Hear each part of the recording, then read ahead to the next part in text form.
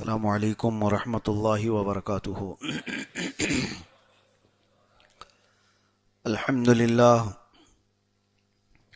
للہ الحنان المنان الذي خلق الانسان وعلمه البیان، والصلاة والسلام على رسوله سید الانس والجان وعلى آلہ واصحابہ ذوی الخیر والاحسان، اما بعد فاعوذ باللہ من الشیطان الرجیم، بسم اللہ الرحمن الرحیم۔ انما يريد الله ليذهب عنكم الرجس اهل البيت ويطهركم تطهيرا، صدق الله مولانا العظیم۔ بارگاہ رسالت معاب صلی اللہ تعالی علیہ وسلم میں درود پاک کا ہدیہ پیش کریں۔ اللہم صلی علی سیدنا و مولانا محمد معدن الجود والکرم وآلہ واصحابہ الکرام وابنہ الکریم وبارک وسلم صلاة دائمة سرمدا ابدا۔ آج کی یہ محفل پاک ہم نظر کرتے ہیں اس عظیم ہستی کی طرف جو خود رسول کریم صلی اللہ تعالی علیہ وسلم کی سب سے زیادہ محبوب ہے۔ میری مراد اس کائنات کی بلکہ جنتی خواتین کی سردار سیدہ فاطمہ الزہرا رضی اللہ تعالی عنہا کی بارگاہ میں سیدہ ظاہرہ طیبہ طاہرہ جان احمد کی راحت پہ لاکھوں سلام، جس کا آنچل نہ دیکھا ماہ و مہر نے اس ردائے نزہت پہ لاکھوں سلام۔ اس عظیم ہستی کی آج ہم یاد میں بیٹھے ہوئے ہیں، جن کا ذکر کرنے سے پہلے کائنات کو اپنے ہوش و حواس سنبھال لینا چاہیے، کیونکہ رسول مختار صلی اللہ تعالی علیہ وسلم نے ایک مرتبہ زمین پر 4 لکیریں اس طرح سے کھینچیں۔ صحابہ سے پوچھا اتدرون، کیا تم جانتے ہو یہ کیا چیز ہے؟ تو صحابہ نے کہا یا رسول اللہ صلی اللہ تعالی علیہ وسلم آپ زیادہ بہتر جانتے ہیں۔ میرے آقا صلی اللہ علیہ وسلم نے فرمایا اللہ تبارک و تعالی کی بارگاہ میں سب سے زیادہ عزت والی اور جنت میں سب سے زیادہ عزت کے ساتھ جانے والی 4 عورتیں ہیں۔ فرمایا ایک حضرت مریم بنت عمران، دوسرے کہا حضور پاک صلی اللہ علیہ وسلم نے آسیہ امرأۃ فرعون کی بیوی، تیسرے کہا خدیجہ بنت خویلد، چوتھی فاطمہ الزہرا۔ اس روئے زمین کی سب سے افضل ترین عورتوں میں 4 عورتوں کا شمار میرے آقا صلی اللہ علیہ وسلم نے فرمایا۔ اور یہ تو بات ہوئی، اب حدیثیں اتنی زیادہ ہیں، چاہے بخاری شریف لے لو، مسلم شریف، ابن ماجہ، ترمذی، نسائی، ابو داؤد، مستدرک، طبری تاریخ میں، کتنی کتابیں ایسی ہیں جو ان احادیث سے بھری ہوئی ہیں، جس میں سیدہ کے فضائل و مناقب بیان کیے گئے ہیں۔ عزیزان گرامی، آج ضرورت ہے اس یاد کو تازہ کرنے کی۔ آپ بھی اگر سب توجہ سے سنیں گے کہ وہ سیدہ کون تھیں، کیا مقام تھا ان کا، علو مرتبت، تو آپ کے اندر بھی احساسات ایسے جاگ جائیں گے۔ قسم خدا کی، جب بھی میں سیدہ فاطمہ الزہرا سلام اللہ علیہا کو پڑھتا ہوں تو آنکھوں سے آنسو نکل آتے ہیں، خاص طور پر اس لیے کہ وہ محبوب رسول پروردگار ہیں۔ اللہ تعالیٰ کے رسول کی محبوب ایک مرتبہ خود رسول کریم صلی اللہ تعالی علیہ وسلم مسجد نبوی شریف سے باہر نکلے اور آپ کے اوپر ایک کالی چادر تھی، اور جیسے ہی آپ باہر آئے تو آپ کے چھوٹے سے نواسے حضرت حسن پہلے آئے، رسول پاک صلی اللہ علیہ وسلم نے اپنی چادر میں ان کو چھپا لیا۔ پھر حضرت امام حسین آئے تھوڑی دیر بعد، حضور نے ان کو بھی اپنی چادر میں لے لیا۔ پھر حضرت فاطمہ آئیں، پھر ان کو بھی اپنی چادر میں لے لیا۔ پھر حضرت علی آئے، ان کو بھی رسول اللہ نے اپنی چادر میں لے لیا۔ اس کے بعد پھر قرآن کی یہ آیت پڑھی جو میں نے خطبے کے بعد پڑھا ہے، انما یرید اللہ لیذھبکم الرجس اہل البیت ویطہرکم تطہیرا، اللہ نے تو یہ چاہ لیا ہے اے اہل بیت تم سے ہر طرح کی برائی کو دور کر دے اور تمہیں خوب صاف و ستھرا کر دے۔ اور یہ آیت ایک تو نہیں، تمام محدثین کا، شارحین حدیث کا، سب کا اتفاق ہے یہ آیت اسی گھر والوں کے لیے نازل ہوئی تھی۔ اہل البیت سے مراد یہاں پر کوئی اور گھر والے نہیں، یہ رسول پاک صلی اللہ تعالی علیہ وسلم کی آل ہے۔ خاص طور پر حضرت فاطمہ، حضرت علی، حضرت حسن اور حضرت حسین رضی اللہ تعالیٰ عنہم اجمعین کے لیے آیت آئی۔ اور ایک دو جگہ نہیں، کئی جگہ پر میرے آقا صلی اللہ تعالیٰ علیہ وسلم ان کو دیکھتے تھے، یہاں تک کہ کبھی حضرت فاطمہ کے گھر کے سامنے سے حضور گزرتے بھی تھے نا، مسجد نبوی شریف کی طرف جانے کے لیے، نماز کے لیے، تو گھر کی طرف رخ کرتے تھے اور پھر پکارتے تھے اے اہل بیت اٹھو نماز کے لیے، پھر آیت تلاوت کرتے انما یرید اللہ لیذھب عنکم الرجس اہل البیت ویطہرکم تطہیرا، اے اہل بیت آؤ نماز کے لیے، اللہ نے تو ارادہ کر لیا ہے تم سے ہر برائی کو دور کر دے، تمہیں خوب ستھرا کر دے۔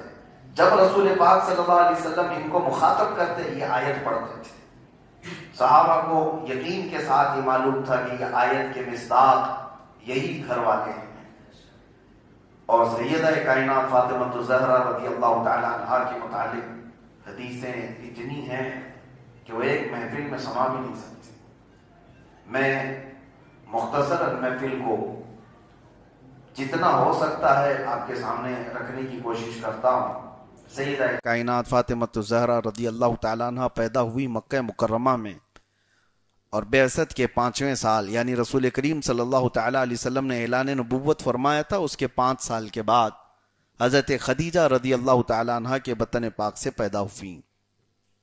حضور پاک صلی اللہ تعالیٰ علیہ وسلم کی پہلی زوجہ، کروڑوں مومنوں کی ماں حضرت خدیجۃ الکبریٰ، آپ سے ہی ساری اولاد ہیں رسول پاک صلی اللہ علیہ وسلم کی، صرف حضرت بی بی ماریہ قبطیہ سے حضرت ابراہیم پیدا ہوئے، باقی 6 اولاد سیدہ خدیجۃ الکبریٰ رضی اللہ تعالیٰ عنہ سے، ان میں سب سے چھوٹی اور سب سے لاڈلی بیٹی میرے آقا کی وہ حضرت فاطمہ ہے۔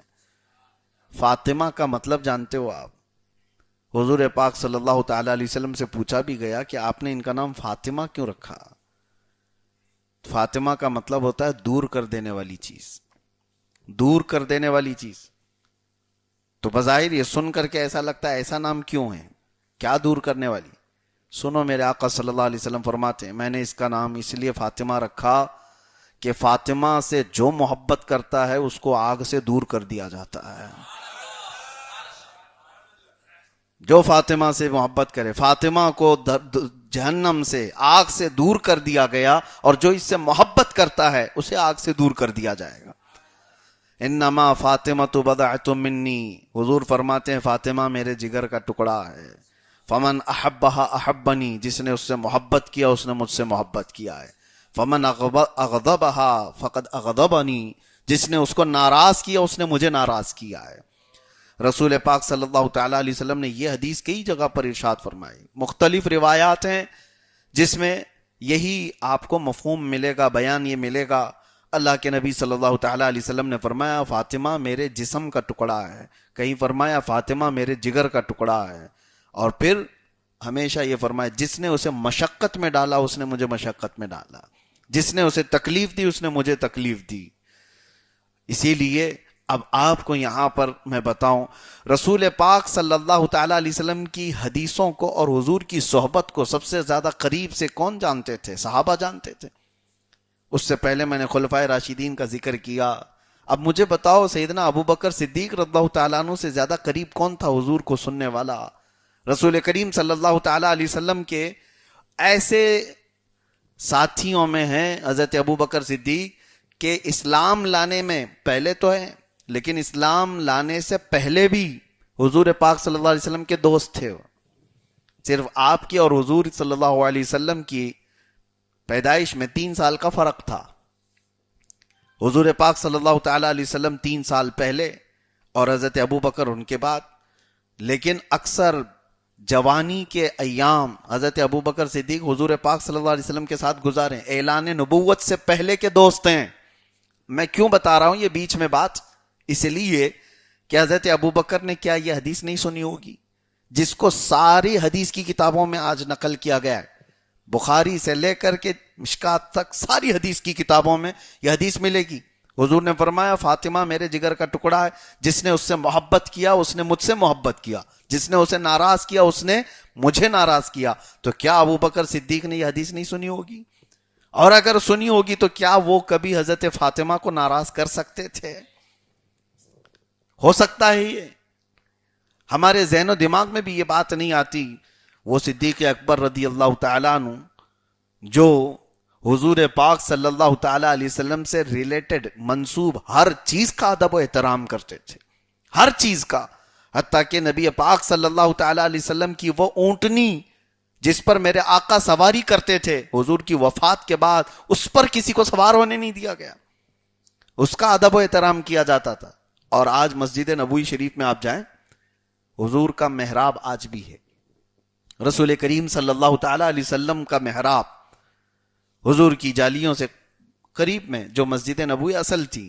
میں ایک بات بتا رہا ہوں، نبی پاک صلی اللہ تعالیٰ علیہ وسلم جہاں کھڑے ہو کر کے امامت فرماتے تھے، ہم بھی جہاں امامت کیے ہیں آپ بھی جا کر کے دیکھیں، محراب بنی ہوئی ہے. آج ہم امام ہیں، کل کوئی اور امام، ان کے بعد کوئی اور امام، لیکن امام جہاں کھڑا ہوتا ہے دوسرا امام آئے گا بھی تو وہیں کھڑا ہوگا نا، تیسرا امام آئے گا تو بھی وہیں کھڑا ہوگا.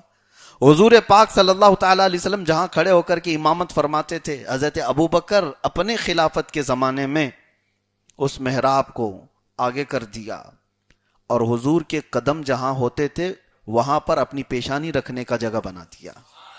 کہا اب اس کے بعد اس جگہ پر کوئی نہیں کھڑا ہوگا جہاں حضور کے قدم ہوتے تھے. سیدنا ابو بکر صدیق رضی اللہ تعالیٰ عنہ یہ ادب و احترام رکھتے تھے. اور پھر سارے امام اور وہاں سجدہ کرتے ہیں جہاں رسول اللہ کے قدم ہوا کرتے تھے. اس کے بعد میں یہاں پر یہ نقطہ اس لیے عرض کرنا چاہ رہا ہوں، وہ ابو بکر صدیق جو رسول کریم صلی اللہ تعالیٰ علیہ وسلم سے اس درجے محبت کرنے والے، پھر کیا وہ حضرت فاطمہ کو ناراض کر کے حضور کی ناراضگی مول لے سکتے ہیں؟ کیا انہیں نہیں پتا کہ رسول اللہ صلی اللہ علیہ وسلم فاطمہ سے کتنی محبت کرتے تھے؟ آج یہ کہاں سے روایتیں لائی گئی ہیں، کہاں سے امت میں انتشار و افتراق کے لیے پھیلایا گیا ہے کہ خلیفہ اول نے ان کا حق مارا، حضرت فاطمہ ان سے ناراض ہوئیں. میرے عزیزو یہ تو ہمارے لاجک بھی نہیں سمجھ میں آتی یہ سب چیزوں میں. اب سنیے، بات چل رہی ہے فضائل و مناقب سیدہ کائنات کے بارے میں. ایک مرتبہ حضور پاک صلی اللہ تعالیٰ علیہ وسلم کے دربار میں حاضر ہوئی. اچھا یہ بھی میں بتاؤں، اکثر روایتیں حضرت فاطمہ کی فضیلت میں کس نے بیان کی؟ حضرت عائشہ نے بیان کی. سیدہ عائشہ صدیقہ رضی اللہ تعالیٰ عنہ، اور جن سے شیعہ حضرات اس قدر نفرت کرتے ہیں کہ حضرت عائشہ پر وہ لعنت بھیجتے ہیں آج بھی، کیونکہ جنگ جمل میں حضرت علی کے مقابل میں آ گئی تھیں. بہت سارے معاملات لے کر امت میں ایک بہت بڑی دراڑ پیدا کر دی گئی. سیدہ عائشہ ام المومنین رضی اللہ تعالی عنہا سے کتنی روایتیں ہیں، اور حضرت عائشہ کہتی ہیں کہ میں جب حضرت فاطمہ کو دیکھتی تو ان کا چلنا ہو بہو رسول اللہ کے چلنے کی طرح تھا. جب وہ آتی تھی تو جیسے رسول اللہ صلی اللہ علیہ وسلم چلتے تھے، فاطمہ کی چال چلن ہو بہو ایسی تھی. اور حضرت عائشہ کہتی ہیں جب فاطمہ آتی تھی تو منظر ہی بدل جاتا تھا. ازواج مطہرات ہوں کوئی ہوں، جیسے ہی حضرت فاطمہ آتی تھی حضور پاک صلی اللہ علیہ وسلم اپنی جگہ سے کھڑے ہو جاتے تھے، حضور کھڑے ہوتے تھے، اور حضرت فاطمہ جیسی آتی ان کا بوسہ لیتے اور اپنی چادر بچھاتے اور پہلے حضرت فاطمہ کو بٹھاتے تھے.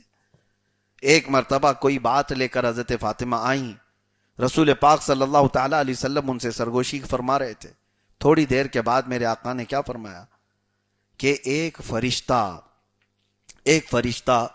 جو کبھی آج تک روئے زمین پر آیا نہیں، وہ مجھ سے اجازت لے رہا ہے کہ وہ حاضری کے لیے آنا چاہتا ہے. اللہ تعالیٰ کی بارگاہ میں اجازت لے کر کے وہ آیا، اور اس نے کیا خبر دی؟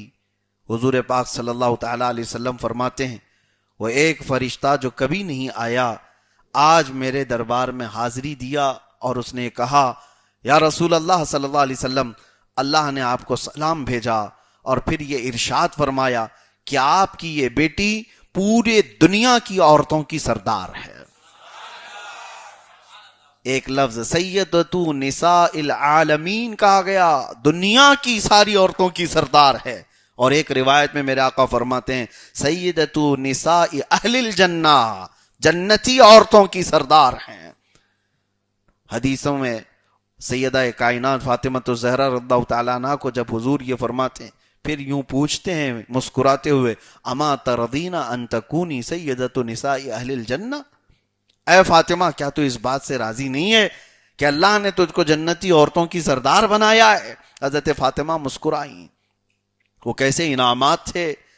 وجہ یہ ہے میرے عزیزو، میں بات کر رہا تھا آپ کی ولادت کو لے کر کے. سیدہ فاطمہ الزہرا رضی اللہ تعالیٰ عنہ کی جب ولادت ہوئی یہ بعثت کا 5واں سال تھا، اعلان نبوت کے 5ویں سال آپ پیدا ہوئیں. اور یہ وہ زمانہ ہے جب مشقتوں سے بھرا ہوا تھا. کفار مکہ اور مشرکین مکہ صحابہ کے ساتھ مسلسل جس طرح کی ایذا رسانیاں کر رہے تھے وہ تو تاریخ میں موجود ہے. اس زمانے میں جب رسول پاک صلی اللہ تعالیٰ علیہ وسلم حرم کعبہ میں جاتے، حضرت فاطمہ بہت چھوٹی تھیں، 3-4 سال کی تھیں. اس وقت حضور پاک صلی اللہ علیہ وسلم کے ساتھ ساتھ وہ بھی حرم کعبہ میں داخل ہو جاتی.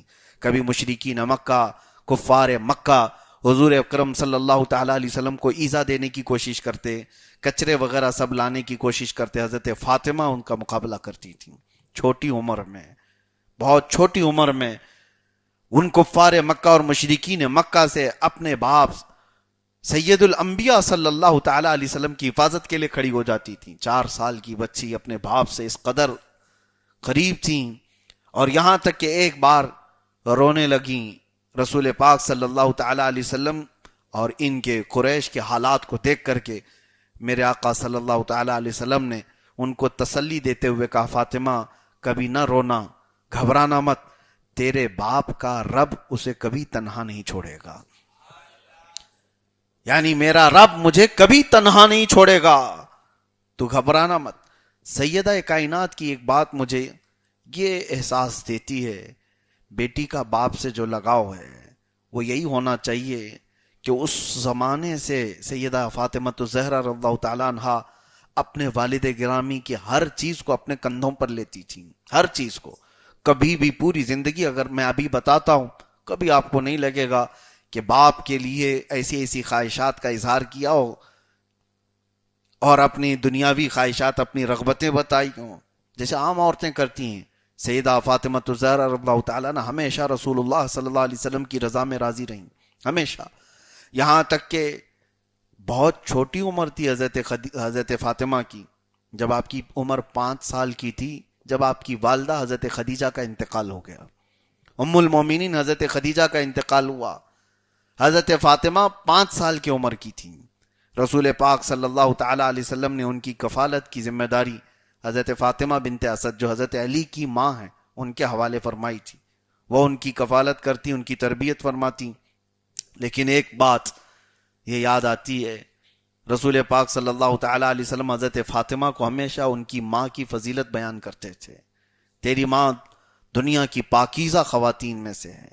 بچوں کے سامنے ان کی ماں کی فضیلت یا ان کی ماں کی اچھائیاں بیان. آپ سے آپ کی بیوی کے جھگڑے اپنی جگہ پر، آپ سے اپنی بیوی کے معاملات اپنی جگہ پر، لیکن اپنے بچوں کے سامنے ان کی ماں کی اہمیت ہی بتائی جائے. شوہر اور بیوی کے جھگڑوں میں بچوں کو شریک نہ کیا جائے. جھگڑے تو دور کی بات ہے، رسول پاک صلی اللہ تعالیٰ علیہ وسلم اور حضرت خدیجۃ الکبریٰ رضی اللہ تعالیٰ عنہ کے درمیان کبھی کوئی ایسی نہ اتفاقی والی بات کی کوئی روایت نہیں ملتی. اور اس کے باوجود حضرت فاطمہ کے پاس رسول کریم صلی اللہ تعالیٰ علیہ وسلم ان کی ماں کی تعریف کرتے تھے. ایک بار حضرت فاطمہ سے کہا اے فاطمہ تمہاری ماں کی کوئی یادگار چیز ہے جو تم جانتی ہو، مجھے بتاؤ. ننھی عمر تھی. حضرت فاطمہ کہنے لگی ابا جان میری ماں انتقال سے تھوڑے دن پہلے مجھ سے یہ کہہ رہی تھی کہ فاطمہ اگر میں مر گئی، اگر میری وفات ہو گئی تو اپنے ابا جان کا جبہ میرے کفن میں رکھ دینا. میرے انتقال کے بعد میرے کفن میں اپنے بابا جان کا جبہ رکھ دینا۔ اتنا جیسی حضرت فاطمہ نے کہا، رسول کریم صلی اللہ تعالی علیہ وسلم آپ دیدہ ہو گئے، حضور کے آنسو نکل آئے، اور اپنی بیٹی سے کیا کہا جانتے ہیں؟ میرے آقا صلی اللہ علیہ وسلم فرماتے ہیں، فاطمہ قسم رب ذوالجلال کی، تیری ماں خدیجہ نے صرف جبہ مانگا، اگر وہ میرے جسم کی چمڑی بھی مانگتی تو میں نکال کے دے دیتا۔ حضرت خدیجہ کے لیے اپنی یہ الفت حضرت فاطمہ کے سامنے حضور اکرم صلی اللہ تعالی علیہ وسلم نے اظہار کر کے بتایا۔ لوگوں میں تو ایک چیز ایسی مشہور ہے، بیوی کے موت پر تو رونا نہیں چاہیے، نہیں تو شوہر کو لوگ تانے ماریں گے، ارے بیوی کی موت پہ رو رہا ہے، کیسا آدمی ہے؟ کیوں نہیں؟ کیا بیوی کوئی مشین ہے؟ احساسات تمہارے اور اس کے نہیں ہیں؟ تنہائی میں صرف اس کو ساری باتیں کرو گے، اور اس کے مرنے کے بعد، اس کی تکلیف کے بعد لوگوں کے درمیان ہچکچانا کس بات کا؟ کسی کی بیوی کے تکلیف پر اگر وہ مرد اظہار کرتا ہے تو یہ حسن معاشرت کہا گیا، حسن اخلاق کہا گیا ہے، حسن اخلاق کہا گیا ہے۔ رسول کریم صلی اللہ تعالی علیہ وسلم نے برملا اس کا اظہار فرمایا، اور حتیٰ کہ حضرت خدیجہ کے انتقال کے بعد بھی رسول پاک صلی اللہ علیہ وسلم حضرت خدیجہ کی جو سہیلیاں تھیں ان کے گھروں پر گوشت وغیرہ تقسیم فرمایا کرتے تھے، بھیج دیا کرتے تھے، کہ میری بیوی سے ان کے اچھے تعلقات تھے۔ عزیزان گرامی وقار، سیدہ فاطمہ الزہرا رضی اللہ تعالی عنہا اس وقت صرف 7 یا 8 سال کی تھیں جب رسول پاک صلی اللہ علیہ وسلم ہجرت فرما رہے تھے۔ آپ نے سنا ہے ہجرت کا واقعہ، لیکن ہجرت کی رات حضور پاک صلی اللہ تعالی علیہ وسلم حضرت ابوبکر صدیق کے ساتھ چلے گئے تھے۔ اس وقت حضرت فاطمہ مکہ میں ہی تھیں۔ حضور پاک صلی اللہ تعالی علیہ وسلم جب مدینے پہنچے تو مدینہ پہنچنے کے بعد زید بن حارثہ اور ابو رافع رضی اللہ تعالیٰ عنہما 2 صحابہ کو حضور پاک صلی اللہ علیہ وسلم نے 500 درہم دے کر بھیجے مکہ کہ جاؤ میری بیٹیوں کو، اور پھر 2 خواتین کا بھی ذکر ہوا، حضرت سودا، حضرت فاطمہ بنت اسد، ان لوگوں کو وہاں سے مکہ سے سوار کر کے تم مدینہ لے آؤ۔ اس کے بعد کچھ دنوں کے بعد حضرت فاطمہ ہجرت کر کے پھر مدینہ طیبہ پہنچی، اور 2 ہجری تھی۔ 2 ہجری میں ہی حضرت فاطمہ رضی اللہ تعالیٰ عنہ حضور پاک صلی اللہ تعالیٰ علیہ وسلم کے ساتھ جب رہنے لگیں تو ایک دن جبرائیل امین علیہ السلام تشریف لائے۔ توجہ کی بات، حضور پاک صلی اللہ تعالیٰ علیہ وسلم سے عرض کیا، یا رسول اللہ صلی اللہ تعالیٰ علیہ وسلم، اللہ تبارک و تعالیٰ نے حکم فرمایا اور اللہ تعالیٰ نے فاطمہ کا نکاح علی کے ساتھ جنت میں طے فرما دیا ہے۔ اللہ کو یہ پسند ہے، یہ نکاح عام نکاح نہیں تھا، جنتی نکاح ہے اور فرمان خداوندی سے طے ہوا ہے۔ 2 ہجری میں حضرت فاطمہ رضی اللہ تعالی عنہ کا نکاح ہو گیا مولا کائنات حیدر کرار علی مرتضی رضی اللہ تعالی عنہ کے ساتھ۔ نکاح کا بھی جو نظام تھا، جو تقریب تھی، وہ بہت ہی خوشگوار تقریب تھی۔ پہلے تو روایات یہ بتاتی ہیں کہ رسول پاک صلی اللہ تعالیٰ علیہ وسلم کے پاس کئی پیغامات آئے، کئی لوگوں نے حضرت فاطمہ کے نکاح کا پیغام بھیجا، حتیٰ کہ حضرت ابوبکر و عمر نے بھی بھیجا تھا۔ حضور پاک صلی اللہ علیہ وسلم نے منع فرمایا۔ پھر حضرت علی کی طرف سے جب بات آئی تو حضور اکرم صلی اللہ علیہ وسلم نے فرمایا یہ تو وہ رشتہ ہے جس کو اللہ تعالیٰ نے فرمایا۔ اور اس کے بعد نکاح ہوا۔ نکاح ہونے کے بعد حضرت علی رضی اللہ تعالیٰ عنہ سے کہا گیا کہ ان کے مہر دو۔ حضرت فاطمہ کا مہر 400 مسقال چاندی کا آ گیا ہے، اور کچھ درہم بھی تھے، مختلف روایات ہیں 450 درہم کے برابر۔ حضرت علی رضی اللہ تعالیٰ عنہ کو حضور پاک صلی اللہ تعالیٰ علیہ وسلم نے فرمایا تم اپنا گھر تیار کرو۔ اس وقت مہاجرین کی بات ہے، یہ مولا علی کرم اللہ وجہہ الکریم ہجرت کر کے مدینے میں آئے ہوئے ہیں، روزانہ ایک باغیچے میں کام کیا کرتے تھے، مختصر سی تنخواہ ہوتی تھی۔ اب شادی کرنے کے لیے اتنی بڑی رقم کہاں سے لائے؟ لیکن جو ان کے پاس تھا، ایک لوہے کی زرہ تھی جو جنگوں میں پہنی جاتی تھی، وہ حضرت عثمان غنی کے ہاتھ میں انہوں نے بیچ دیا۔ 400 درہم کے قریب یا 500 درہم کے آس پاس اپنے لوہے کی زرہ بیچ دی۔ حضرت عثمان نے وہ خرید لیا، 500 درہم ان کو دے دیا، اور تھوڑی دیر کے بعد وہ زیرہ بھی واپس ان کو تحفے میں دے دیا. اور وہی پیسے لے کر کے حضرت علی آئے. رسول پاک صلی اللہ تعالی علیہ وسلم نے فرمایا گھر کا سامان خریدو. جو حضرت فاطمہ کے جہیز کی بات کہی جاتی ہے نا, جہیز کیا تھا, جہیز کی لسٹ بھی موجود ہے, روایات میں موجود ہے. رسول پاک صلی اللہ تعالی علیہ وسلم کے گھر سے جب حضرت فاطمہ رخصت ہو رہی تھی تو کیا کیا لے کر کے گئی تھی. وہ بسترے تھے 2, اور بسترے کس طرح سے, کھجور کے چھال کے. 4 تکیے تھے, ایک چمڑے کا مشکیزہ تھا, اور مٹی کے کچھ برتن تھے, ایک چارپائی تھی, اور ایک چکی تھی. بس اتنی ساری چیزیں موجود تھی جو گھر کے لیے. اور برتن, ایک پانی بھرنے کا, کپڑے دھونے کا برتن, جو آج آپ اس کو بالٹی کہیں, بکیٹ کہیں, جس طرح بھی مٹی کے بنتے تھے. اور اس میں بھی ایک برتن ایسا تھا جو کھجور کے چھال سے بنایا اور اوپر سے مٹی کو لیپا ہوا. یہ سب جہیز کا سامان تھا جو حضرت فاطمہ رضی اللہ تعالیٰ عنہ لے کر کے حضرت علی کے گھر گئی تھی. اب یہاں پر رک کر کے مجھے کہنا ہے, اس جہیز کو کیا سن لیا لوگوں نے اپنے جہیز تیار کر لیے کہ سب کو جہیز دینا ہے؟ حضرت فاطمہ جہیز لے کر کے گئی تھی, رسول اللہ نے جہیز دیا تھا. ذرا غور سے پڑھ بھی لیتے تاریخ تو پتہ چلتا یہ سارا جہیز کا سامان حضرت علی کے پیسوں سے خریدا گیا تھا. ہونا تو یہ چاہیے دولہے میاں آپ اپنے پیسوں سے اپنی بیوی کے باپ کو, اپنے سسرے کو دے دو پیسے ہیں کہ جتنا بھی جہیز آپ کو دینا ہے یہ میرے پیسوں سے دو. سنت ادا کرنا ہے حضرت علی کی تو پہلے پیسے بھیجو سسر کے گھر پر. لیکن ایسا نہیں ہے. اب معاملہ یہ ہے کہ صرف اتنا معلوم ہے کہ رسول اللہ نے اپنی بیٹی کو جہیز دیا تھا, اس لیے اب سارے لوگوں کو جہیز چاہیے. یہ نہیں پتا کہ وہ کون سے پیسوں سے جہیز خریدا گیا تھا. میرے آقا صلی اللہ علیہ وسلم نے حکماً فرمایا تھا حضرت علی کو کہ تم اپنے مال سے, اپنے پیسوں سے خریدو یہ ساری چیزیں. یہ ایک بہت بڑی بلا آج ہمارے درمیان ہے. میرے عزیزو, مسلمانوں میں یہ رواج ہو سکتا ہے اڈاپٹ کیا گیا ہو دوسروں کے ہاں سے, غیروں کے ہاں سے. نوجوانوں کو تو میں ہمیشہ یہ کہتا آ رہا ہوں پہلے سے بھی, اتر پردیش میں کچھ علاقے ایسے ہیں اللہ کی پناہ, وہاں پر میں باضابطہ کئی علاقے ایسے دیکھا ہوں شادیاں اس وقت تک نہیں ہوتی جب تک وہ اسکارپیو بولیرو نہ دے دے ان کو. لڑکے مانگتے ہیں, بھکاری کام کرتا ہے چپراسی کا اور بیوی کے باپ سے مانگتا ہے گاڑی. کم سے کم والا چپراسی بھی بائک کے بغیر شادی نہیں کرتا.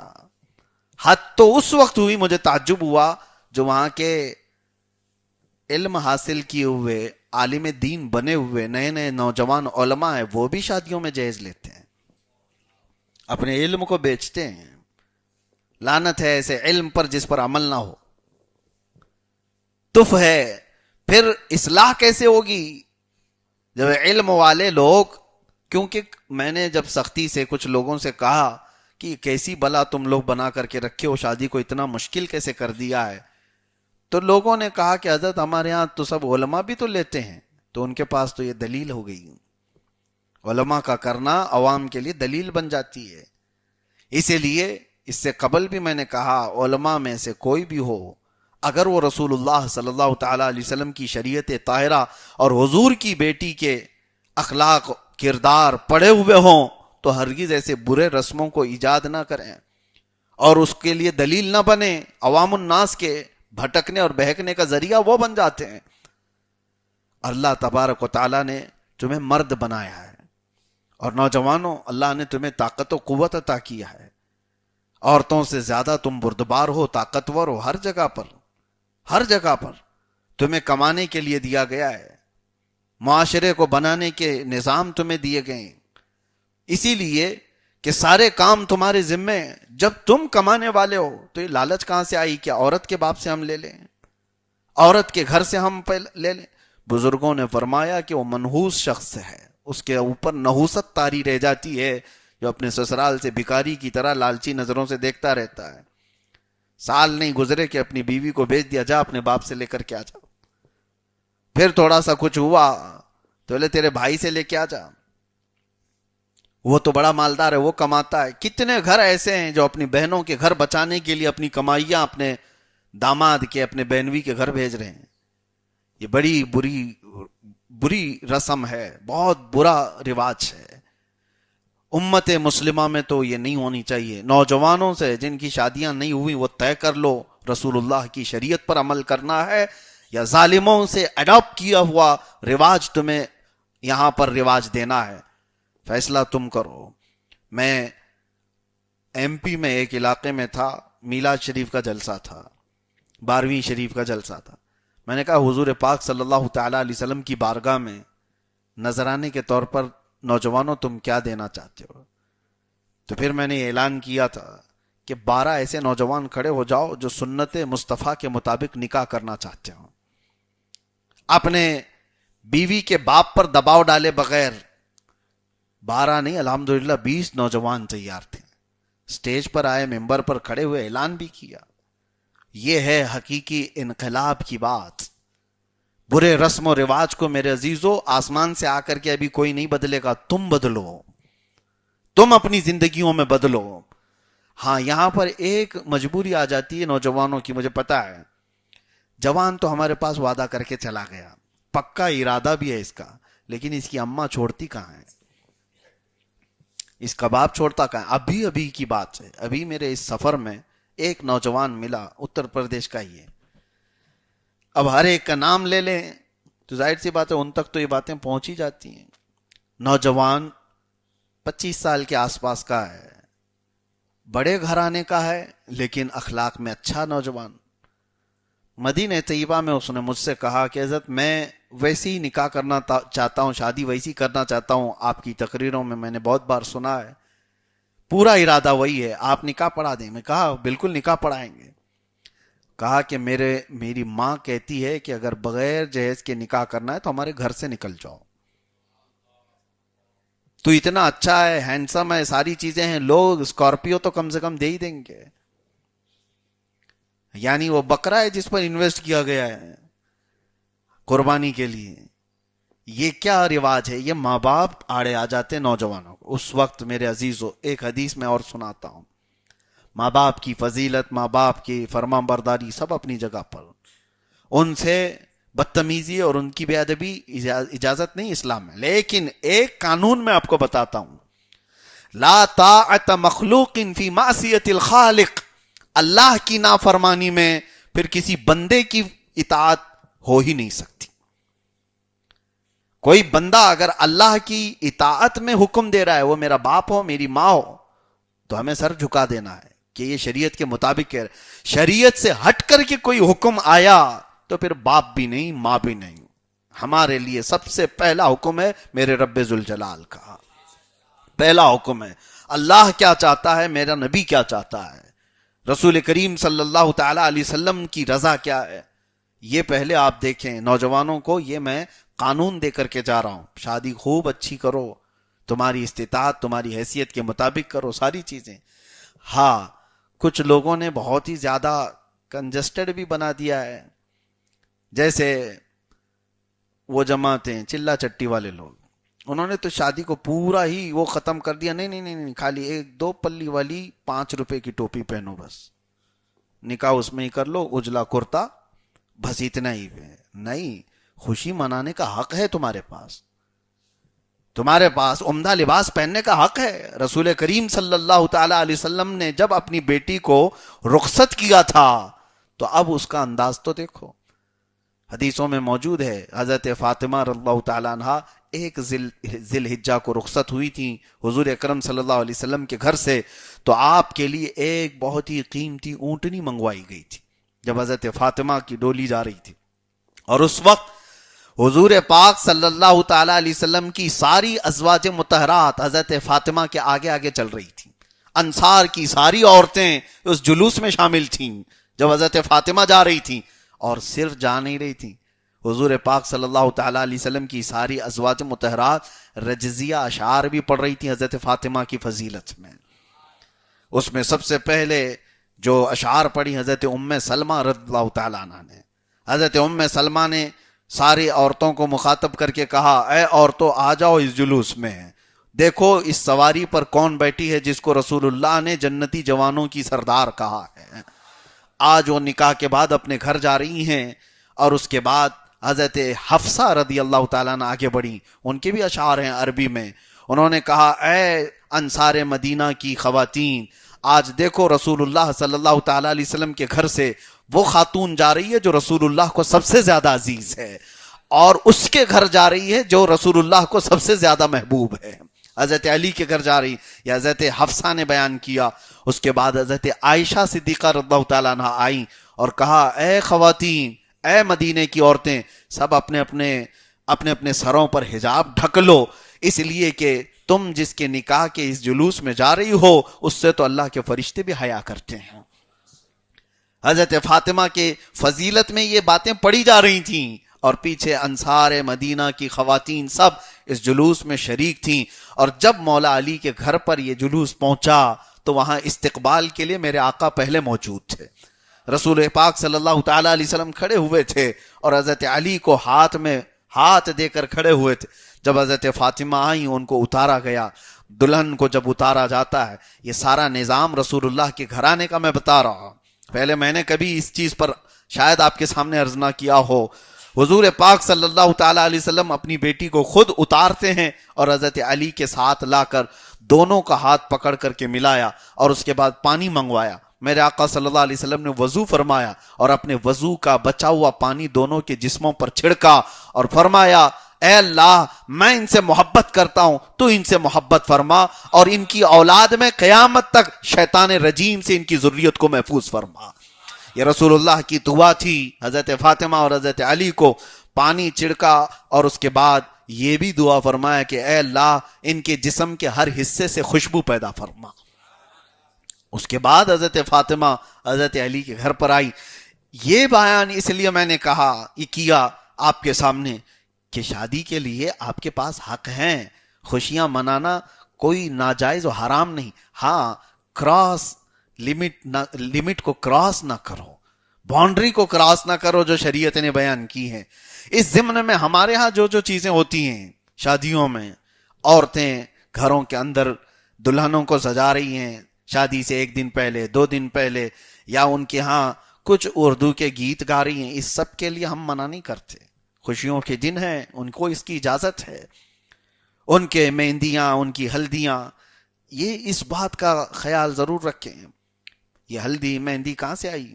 جو بھی ہے, عورتیں مہندی لگاتی ہیں, ہلدی لگائیں, اور دولہے کو کیوں لگاتے وہ تو مجھے نہیں پتا. ہو سکتا ہے پیلا دکھنے کے لیے, کالا بھی ہو تو اجلا دکھنے لگ جائے تھوڑا سا, ہو سکتا ہے یہی مسئلہ ہوگا. باقی ہلدی کا دولہے سے کیا تعلق نہیں معلوم. ہاں, بہرحال اگر اس نیت سے ہی اس کو لگایا جاتا ہے تو لگاؤ, دولہا پیلا دکھے کوئی مسئلہ نہیں. لیکن دولہے کو پیلا کرنے کے لیے غیر محرم عورتیں نہ آ جائیں. جو عورتیں اس کے لیے غیر محرم ہیں وہ دولہے کو آ کر کے چھو رہی ہیں, پکڑ رہی ہیں, لگا رہی ہیں, یہ حرام کام ہو گیا.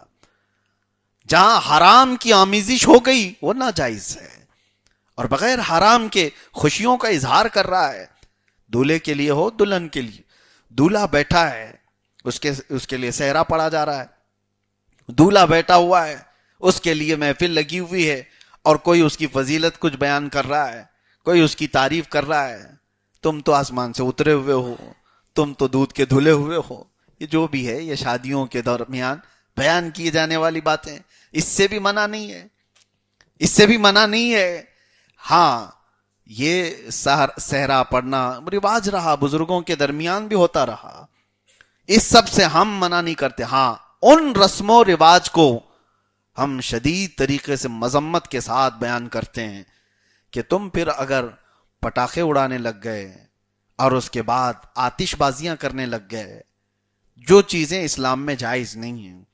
اور یہاں تک کہ کئی رسم و رواج ایسی بھی آتے ہیں. ہم سے کئی لوگوں نے پوچھا کہ دولہا آتا ہے ہال میں تو اس کی سالیاں چپل چرا لیتی ہیں.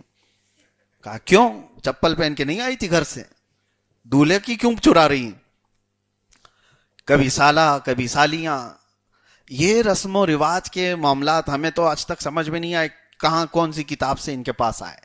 بہرحال میں جہاں تک یہ بات آپ کے سامنے عرض کر رہا ہوں کہ خوشیوں کے اظہار گھریلو خاندانی معاملات میں جس انداز سے بھی ہوں, جیسے مزاح کے لیے ہوئے, تفریح قلب کے لیے کچھ باتیں ہوئیں, ان تمام چیزوں میں شریعت نے منع نہیں کیا ہے، شریعت نے منع نہیں. ہاں اگر وہ لوگ پوچھنے لگ جائیں کہ بھائی تم ہار پہنتے ہو، تم شیروانی پہنتے ہو، یہ کہاں سے ثابت ہے، کون سی حدیث میں آئے، وہ شامی کباب والوں کی بات کر رہا ہوں، ان لوگوں کو بہت ساری حدیثوں کی بات ہے. تو دیکھیں ہر چیز یہ کتابوں میں موجود بتائی نہیں گئی ہے، لیکن ایک فارمولا دیا ہے شریعت نے کہ تم باؤنڈری کراس مت کرو، ایسا کوئی عمل نہ کرو جو شریعت کے اصولوں سے ٹکراتا ہو. غیر محرموں سے تمہارا میل جول یا آتش بازیاں، اس طرح کی حرام کاریاں نہ ہو. کسی جگہ نکاح میں پہنچے ہوئے ہیں، وہاں جا کر کے دیکھیں تو نکاح سے پہلے ہی خوب دھوم دھڑاکے سے گانے بج رہے ہیں. کہا کیا کرنے کے لیے ہم آئے یہاں پر؟ کہا بند کر دیں گے، تھوڑی دیر بند کر دیں گے جب تک نکاح ہو رہا ہے. اور نکاح ہوا ادھر سے، اس نے قبول ہے کہا، پھر سے گانے شروع ہو گئے. تو تم نے خوشیوں کے اظہار میں کس چیز کا سہارا لیا؟ کاش وہ اچھے دن تم رسول اللہ کی نعتیں بھی سنا دیتے، اس دن اللہ تبارک و تعالیٰ کی بارگاہ میں دعائیں کرتے کہ ایک نئی زندگی کی شروعات ہے. یہ دھوم دھڑاکے میں اس جوڑے کے ساتھ پھر بچے کیا پیدا ہونے والے ہیں؟ اثرات وہی مرتب ہوتے ہیں. میرے عزیزو، نکاح اور شادیوں کے درمیان ہونے والے خرافات اور رسم و رواج، اس کی کیٹیگری ہونی چاہیے. کچھ وہ ہیں جو مباح ہیں. میں یہ نہیں کہتا کہ کرنا ثواب ہے، مہندی لگانا ثواب ہے، ہلدی لگانا ثواب ہے، میں نہیں کہتا. مباح چیزیں ہیں جس پر ثواب بھی نہیں، عذاب بھی نہیں، گناہ بھی نہیں. لیکن کچھ چیزیں وہ ہیں جو عذاب ہیں، ثواب نہیں ہے. کچھ چیزیں وہ ہیں جو حرام کاریاں اگر اس میں مل گئیں، بہت ساری چیزیں ہیں، اللہ تبارک و تعالیٰ اس سے حفاظت فرمایا ہے. کیا آج کے حالات میں آپ نے نہیں دیکھا کہ ہماری وہ خواتین جو شادیوں میں شامل ہوتی ہیں کس طرح سے شامل ہوتی ہیں؟ اللہ کی پناہ، ڈر لگتا ہے ابھی شادیوں میں جانے کے لیے. کسی ہال میں چلے جائیں تو ہم کو پردہ کرنا پڑتا ہے. پردہ، ہاں اچھے لوگ پردہ کر کے جائیں، اچھے لوگ پردہ کر کے جائیں، نہیں تو وہ تو کھلے سامنے آئیں گی. ان کے بال بکھرے ہوئے، ان کے آدھے لباس، وہ سارا اظہار شادیوں کے محلوں میں کرتی ہیں. نعوذ باللہ. آج میں حضرت فاطمہ کو سنا رہا ہوں، وہ خواتین اگر سنتی ہیں تو شرم سے پانی پانی ہو جائیں. اللہ تعالیٰ نے تمہارا حسن، تمہارا جمال اس لیے نہیں دیا تھا کہ ایرے غیرے نتھو کھیرے کے سامنے تم بے پردہ ہو کر کے اپنے بالوں کا اظہار کرو، اپنے حسن کا اظہار کرو. کسی بھی محفل میں جانے کے لیے جتنا سجتی ہیں، کیا یہ اپنے گھروں میں شوہروں کے لیے سجتی ہیں، تیار ہوتی ہیں؟ جبکہ حکم شریعت کا یہ تھا، حدیثوں میں موجود یہ تھا کہ عورت اپنے خاوند کے لیے زینت کرے، اپنے شوہر کے لیے تیار ہو تو اس کے لیے ثواب ہے. لیکن وہ شوہر کے لیے کبھی نہیں سجتی.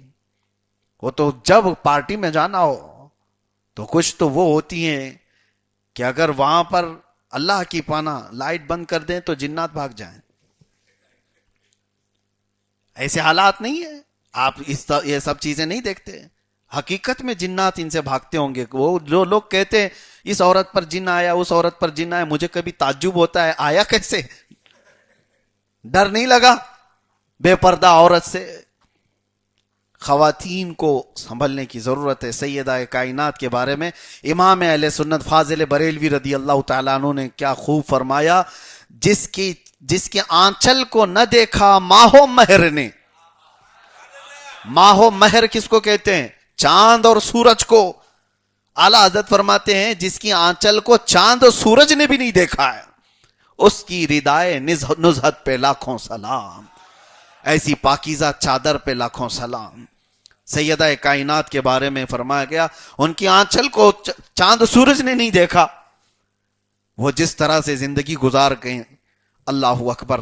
میرے آقا صلی اللہ تعالی علیہ وسلم فرماتے ہیں قیامت کے دن حضور فرماتے ہیں جب میں داخل ہوں گا، میں محشر میں ہوں گا، تو حضور فرماتے ہیں میرے آگے آگے فاطمہ ہوگی، میرے ساتھ حسن و حسین اور علی بھی ہوں گے. تو یہ اہل بیت نے رسول اللہ سے پوچھا، میرے آقا صلی اللہ علیہ وسلم سے، آقا پھر ہم سے محبت کرنے والے کہاں ہوں گے؟ حضور نے فرمایا وہ سب تمہارے پیچھے پیچھے آئیں گے. اہل بیت سے محبت کرنے والے اسی جماعت کے ساتھ جنت میں جا رہے ہوں گے. اور حضرت فاطمہ کے بارے میں حضور صلی اللہ علیہ وسلم فرماتے ہیں ازبا نام کی اونٹنی حضور کی وہ سواری میں حضرت فاطمہ کو دی جائے گی قیامت کے دن.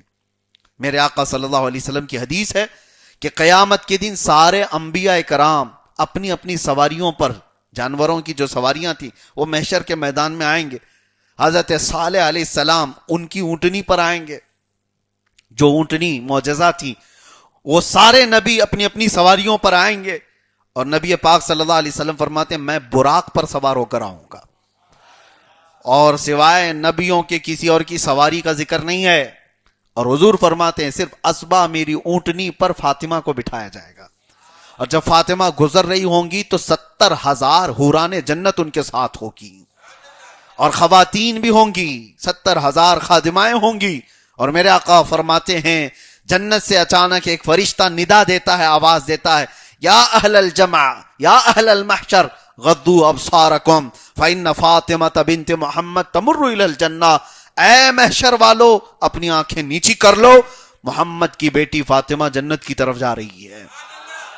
صلی اللہ تعالی علیہ وآلہ وسلم. سیدہ ظاہرہ طیبہ طاہرہ جان احمد کی راحت پہ لاکھوں صلاح. قیامت کے دن بھی ان کا حال یہ ہے کہ ملائکہ حکم دیں گے کہ تم اپنی آنکھیں نیچی کر لو، نظریں جھکا لو کہ رسول اللہ کی بیٹی جنت کی طرف جا رہی ہے. وہ 70,000 کون سی خوش نصیب عورتیں ہوں گی جو حضرت فاطمہ کے ساتھ جا رہی ہوں گی، کیا قسمت والی ہوں گی. میرے آقا صلی اللہ علیہ وسلم نے فرمایا میری امت کی 70,000 عورتیں حضرت فاطمہ کے قافلے میں جنت میں جا رہی ہوں گی. کاش ہر عورت یہ تمنا کرتی اس قافلے میں میرا نام شامل ہو جائے. تو تمنا کہاں کرتی؟ شادی کے محل میں کھڑے ہو کر کے، بال کھلے رکھ کر کے، ننگے کپڑے پہن کر کے، آدھے لباس میں. ارے حضرت فاطمہ کے ساتھ گزرنے کی تمنا ہو، اور اگر اس قافلے میں شریک ہونے کی تمنا رکھتی ہے کوئی خاتون تو اسے چاہیے کہ وہ اپنے حجاب کا پہلے خیال کرے، وہ اپنے پردے کا اہتمام کرے. آج بہت سارے عذابات کی وجہ عورتوں کی بے پردگی ہے. میرے آقا صلی اللہ علیہ وسلم نے فرمایا 3 چیزیں جب تم روئے زمین پر دیکھو، مالدار لوگ بخیل ہو جائیں، علماء بے امانت ہو جائیں، دیانت داری ان کی ختم ہو جائے، اور عورتیں بے حیا ہو جائیں، تو اس زمین سے خیر کو اٹھا لیا جائے گا. اور میرے آقا نے فرمایا جب یہ 3 چیزیں تم دیکھ لو کہ علماء کی امانت ختم ہو جائے، اور مالداروں کی سخاوت ختم ہو جائے، اور عورتوں کی حیا ختم ہو جائے، تو اس زمین کے اوپر رہنے سے زمین کے نیچے جانا بہتر ہے. حضور فرماتے ہیں پھر قبر میں جانا بہتر ہے. آج کے یہ حالات نہیں ہیں، یہ تینوں چیزیں دیکھنے کو مل رہی ہیں، تینوں چیزیں دیکھنے کو مل رہی. خاص طور پر عورتوں کے اندر جو بے پردگی آئی ہے، یہ آج آپ سوچ رہے ہوں گے کہ عورتوں کے بارے میں ہم سے کیوں کہہ رہے ہیں آپ؟ یہاں تو کوئی عورت نہیں بیٹھی، سب تو مرد بیٹھے ہیں. اس جرم میں تم بہت برابر کے شریک ہو. عورتیں بے پردہ خود سے نہیں ہوتی، کچھ ہوتی ہوں گی آوارہ، لیکن اکثر میں ان کے مردوں کی رضا ہے، ان کے مردوں کی خوشی شامل ہے. اللہ کے نبی صلی اللہ تعالی علیہ وسلم منبر پر کھڑے ہو کر کے ارشاد فرماتے ہیں دیوس جہنمی ہے، دیوس جہنمی ہے، دیوس جہنمی ہے. 3 بار میرے آقا نے فرمایا تو صحابہ نے پوچھا یا رسول اللہ صلی اللہ علیہ وسلم یہ دیوس ہے کون؟ حضور فرماتے ہیں جس کی عورت بغیر اس کے ساتھ نہیں، جس کی عورت بے پردہ باہر گھومتی ہے، ایسا مرد بھی جہنم میں جائے گا. عورت کی تو بات الگ ہے، مرد کے بارے میں حضور فرماتے ہیں، اور وہ خاموش ہے دیکھ کر کے کہ ہاں بیگم جس طرح سے سجنا ہے سجو، تیار ہو جاؤ. اور یہ تو تمہاری غیرت کے خلاف ہے کہ تم اپنی عورت کا پرچار کرا رہے ہو 4 لوگوں میں. پتہ نہیں کس کی نظریں کیسی ہیں. کسی کی عورت تھوڑی سی جمال والی ہوئی تو اس کو لگتا ہے کہ محفلوں میں کھڑا کرنے کے قابل ہے. کیا وہ سرکس کا شیر ہے؟ کوئی جانور لے کر کے آئے ہو جو لوگوں کے سامنے اظہار کرانا چاہتے ہو؟ عربوں میں تو اتنی غیرت تھی کہ دیور بھابھی کو نہیں دیکھتا تھا، برسوں ہو جاتے تھے، پتہ بھی نہیں رہتا. آج خاندانی معاملات کے اعتبار سے اپنے گھروں کے اندر تو ہے، لیکن یہاں تو مرد حضرات اپنی عورتوں کو اس طرح سے لے کر کے آتے ہیں تاکہ پوری دنیا انہیں دیکھے ایسا آدمی بے غیرت ہے، اس کی مردانگی نہیں ہے، اس کے اندر غیرت ختم ہو گئی ہے. اور غیرت والا مرد یہ چاہتا ہے کہ میری عورت کی طرف کوئی نہ دیکھے.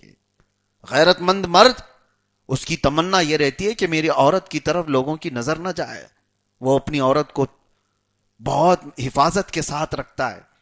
اسی لیے آپ کے سامنے ہم ذکر کر رہے ہیں, آپ بھی جرم کے برابر کے شریک ہیں. جب تیار کر کے لے جا رہے ہو تو کس طرح سے لے کر کے جا رہے ہو یہ بھی دیکھو. قیامت کے دن تم سے بھی سوال ہوگا. وہ کپڑے کیا پہننا چاہتی تھی اور تم کیا پہنا دیے, اور اگر آدھے کپڑے پہننے کے لیے وہ آ گئی تو کہا چلے گا, چلو سب تو پہن کے آ رہی ہیں, تم بھی پہن کے چلو. کچھ مردوں کی یہ بیماری ہے, ان کو یہ لگتا ہے میرے کلیگز ہیں, میرے فرینڈز ہیں, ان سب کی بیویاں تو بالکل فیشنیبل لباس میں ہیں, تم کہاں سے یہ پرانے لباس میں جاؤ گی؟ ہاں دوپٹہ شلوار قمیص یہ کہاں سے, یہ حجاب نقاب ہو. دیکھ میرے فرینڈز کی ساری عورتیں تو ہاف کپڑوں میں آئی ہوئی ہیں, کٹس میں آئی ہوئی ہیں. ہاں یہ ساری چیزیں اس کو بھی یہ احساس ہونے لگتا ہے اور اپنی عورت کو وہ بھی ننگا کر جاتا ہے.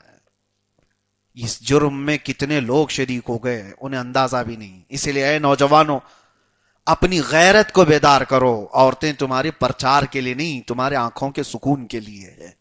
اللہ تعالیٰ نے تمہارے آنکھوں کی ٹھنڈک بنایا ہے, تمہاری بیویوں کو, تمہارے گھر کی عورتوں کو.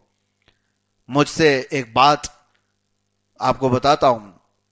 جیسے ہی سینٹرل جیل میں لے جایا گیا تھا تو سب سے پہلے مجھ سے انویسٹیگیشن کرنے والے, حالانکہ قانونی طور پر نہیں, جیل کے سپرنٹینڈنٹ نیا وہ آئے ہوئے تھے. 27 سال کی جوانی, IPS, اور خبر تو پھیلی ہوئی تھی کہ کس کو لا رہے ہیں جیل میں. تو مجھے اپنی آفس میں بٹھا کر کے 1.5-2 گھنٹے تک بہت سارے سوالات کیا, اور ان میں سے ایک سوال پر بار بار وہ فوکس کر رہا تھا. مجھے پتا تھا وہ راجستھان سے تعلق رکھنے والا. اس نے کہا کہ آپ دیکھیں اسلام میں اتنا کٹرتا کیوں ہے, عورتوں کو اتنا زیادہ بند کر کے کیوں رکھنا چاہتے ہو آپ؟ کہا ہم کسی بھی عورت کی گردن پر تلوار نہیں رکھتے کہ برقع پہن لے, اللہ کا حکم سناتے ہیں. اب اسے اللہ تعالی کا حکم پسند ہے تو عمل کرے. ہم کسی کی گردن پر تلوار تو نہیں رکھتے. لیکن وہ کہتے پھر بھی کتنی عورتوں کو ہم دیکھتے ہیں وہ گھروں سے مجبور ہیں, 4 دیواری میں بند ہیں, ایسی ہیں ویسی ہیں. میں نے ایک ہی سوال کیا تھا تو وہ بالکل ببل گئے. میں نے کہا کہ ٹھیک ہے, ساری عورتوں کی آپ کو فکر ہے, کیا کسی بیچ پر یا کسی ایسی جگہ پر آپ اپنی بیوی یا اپنی بیٹی کو چھوٹے سے کپڑے میں لانا پسند کریں گے؟ کہا ہمارے گھر کی بات چھوڑیے. کیوں آپ کو پسند نہیں آپ کی بیٹی ننگی آ جائے, تھوڑا سا کچھ کپڑا نہ پہنے, خالی چھوٹا سا کپڑا وہ چیتڑا لگا کر کے آ جائے؟ اور میں تو جانتا ہوں راجستھان کی عورتوں کو کہ راجستھان میں مسلمان نہیں, غیر مسلم عورتوں میں بھی, ہندو عورتوں میں بھی آج بھی رواج ہے. ارے وہ اپنے گھر میں اپنے سسر کے سامنے بھی پورا اپنا آنچل سامنے کرتی ہیں, جانتے ہوں گے آپ. ہم نے ان سے کہا آج بھی آپ کے گھروں میں بھی رواج ہے عورتیں؟ کہا وہ ادب کی وجہ سے کرتی ہیں, یہ پرانا رواج ہے. کہا آپ کو جس طرح سے اپنی بیٹی اور اپنی بیوی کے لیے پسند نہیں ہے, اسلام پورے کائنات کی بیٹیوں کو اپنی بیٹی کے مقام پر رکھ کر کے یہ حکم دیتا ہے. سب کی بیٹیاں عزت برابر کی ہے سب کی. یعنی کسی اور کی بیٹی کے ساتھ ریپ ہو جائے تو اس کو چھوڑ دیا جائے, اپنی بیٹی کے ساتھ ہو تو پھانسی کی سزا دی جائے؟ نہیں, اسلام میں سب کے لیے وہی حکم ہے, کسی کی بھی بیٹی کے ساتھ ہو. بہرحال ہم موضوع سے الگ نہ چلے جائیں, سیدہ کائنات کو ہم سنا رہے تھے, اس لیے میں عورتوں کو یہاں تلقین کرنا ضروری سمجھتا ہوں, تنبیہ کرنا سمجھتا ہوں. سیدہ فاطمہ الزہرا رضی اللہ تعالیٰ عنہ کی ایک زندگی ہے تو ساری دنیا کے لیے وہ بہترین آئیڈیل ہے, بہترین نمونہ عمل ہے. سیدہ کائنات جب آئیں اپنے گھر مولا علی کرم اللہ وجہہ الکریم کے گھر, تو گھر کے سارے کام خود کیا کرتی تھی.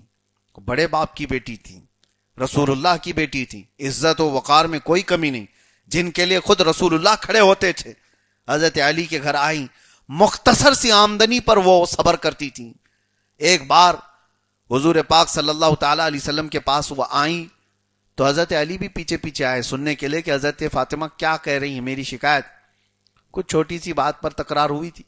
تو حضرت فاطمہ نے جب حضرت علی کے بارے میں کہا کہ میری ان سے اس بات پر تکرار ہو گئی یا رسول اللہ صلی اللہ علیہ وسلم، ابا جان میں کیا کروں. حضور پاک صلی اللہ تعالی علیہ وسلم نے حضرت فاطمہ سے یہ کہا، فاطمہ میں یہ نہیں چاہتا کہ کبھی تم علی کو ناراض کرو، اور اللہ تبارک و تعالیٰ تمہیں صبر عطا کرے، اور تم کو اللہ تعالیٰ وہ عطا کرے گا جو وہم و گمان سے زیادہ ہے. یہ کہا حضرت علی پیچھے سے سن رہے تھے. تو حضرت علی نے کہا اسی دن میں نے دل میں یہ ارادہ کر لیا کہ آج سے زندگی بھر کبھی بھی ایسی بات نہ کروں گا جو فاطمہ کے دل کو ٹھیس پہنچے یا فاطمہ کو تکلیف ہو. یہاں پر ایک بات ہے، بیٹی باپ کے گھر آئے کوئی شکایت لے کر کے تو یہاں آدھا گھر تو یہی توڑ دیتا ہے سسرا، آدھا گھر یہ بیٹی کا باپ یا بیٹی کی ماں یہی لوگ توڑ دیتے ہیں. کہا کیسے تجھے اس نے آنکھ دکھایا، ہاں کیا بولا تجھ کو، تیری ساس ایسا بولتی ہے، تیرا سسرا ایسا کرتا ہے، تیری نندیں ایسا کرتی ہیں. ہم ابھی جائیں گے، پنچ بٹھائیں گے، لے کر کے جائیں گے مہیلا منڈل میں.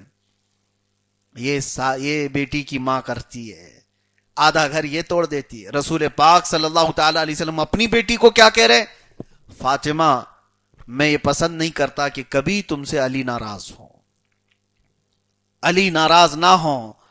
حضور پاک صلی اللہ تعالی علیہ وسلم حضرت علی کو بلا کر ڈانٹ تو سکتے تھے. حضرت علی کیا حضور پاک صلی اللہ علیہ وسلم کے سامنے آنکھ بھی اٹھاتے؟ نہیں. یہ آداب معاشرت ہیں، زندگی گزارنے کے اصول ہیں. آج یہاں پر بھی بہت سارے لوگوں کو میں ایک پیغام دینا چاہتا ہوں، اپنی بیٹیوں کو بچپن سے ہی تربیت دینے لگ جاؤ، کم چیزوں میں، چھوٹی سی چیزوں میں صبر کرنے کا. کچھ عورتوں کو یہ باتیں بری لگتی ہیں کہ سارا صبر صرف ہماری زندگی میں ہم کو ہی کرنا ہے، شوہروں کے لیے کوئی صبر ہی نہیں ہے. نہیں، سب ہے، لیکن ہم اپنے حصے کی نصیحت تو کریں.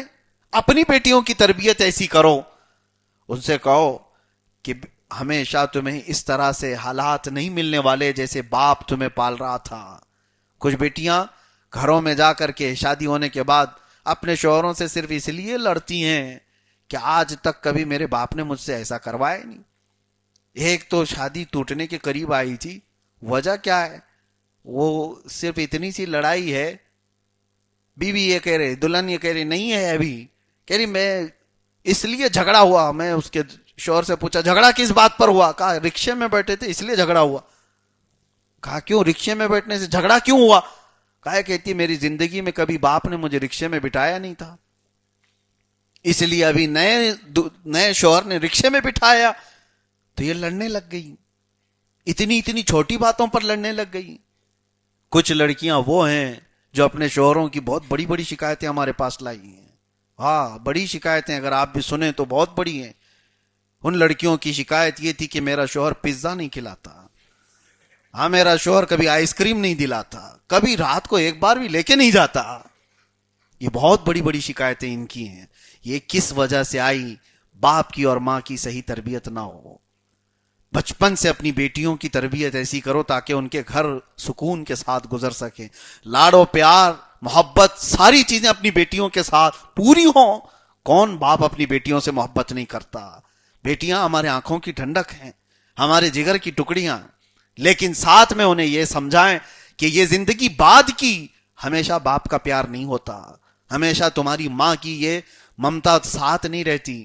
آگے کی زندگی تمہیں خود اپنے پیروں پر کھڑے ہو کر کے گزارنا ہے.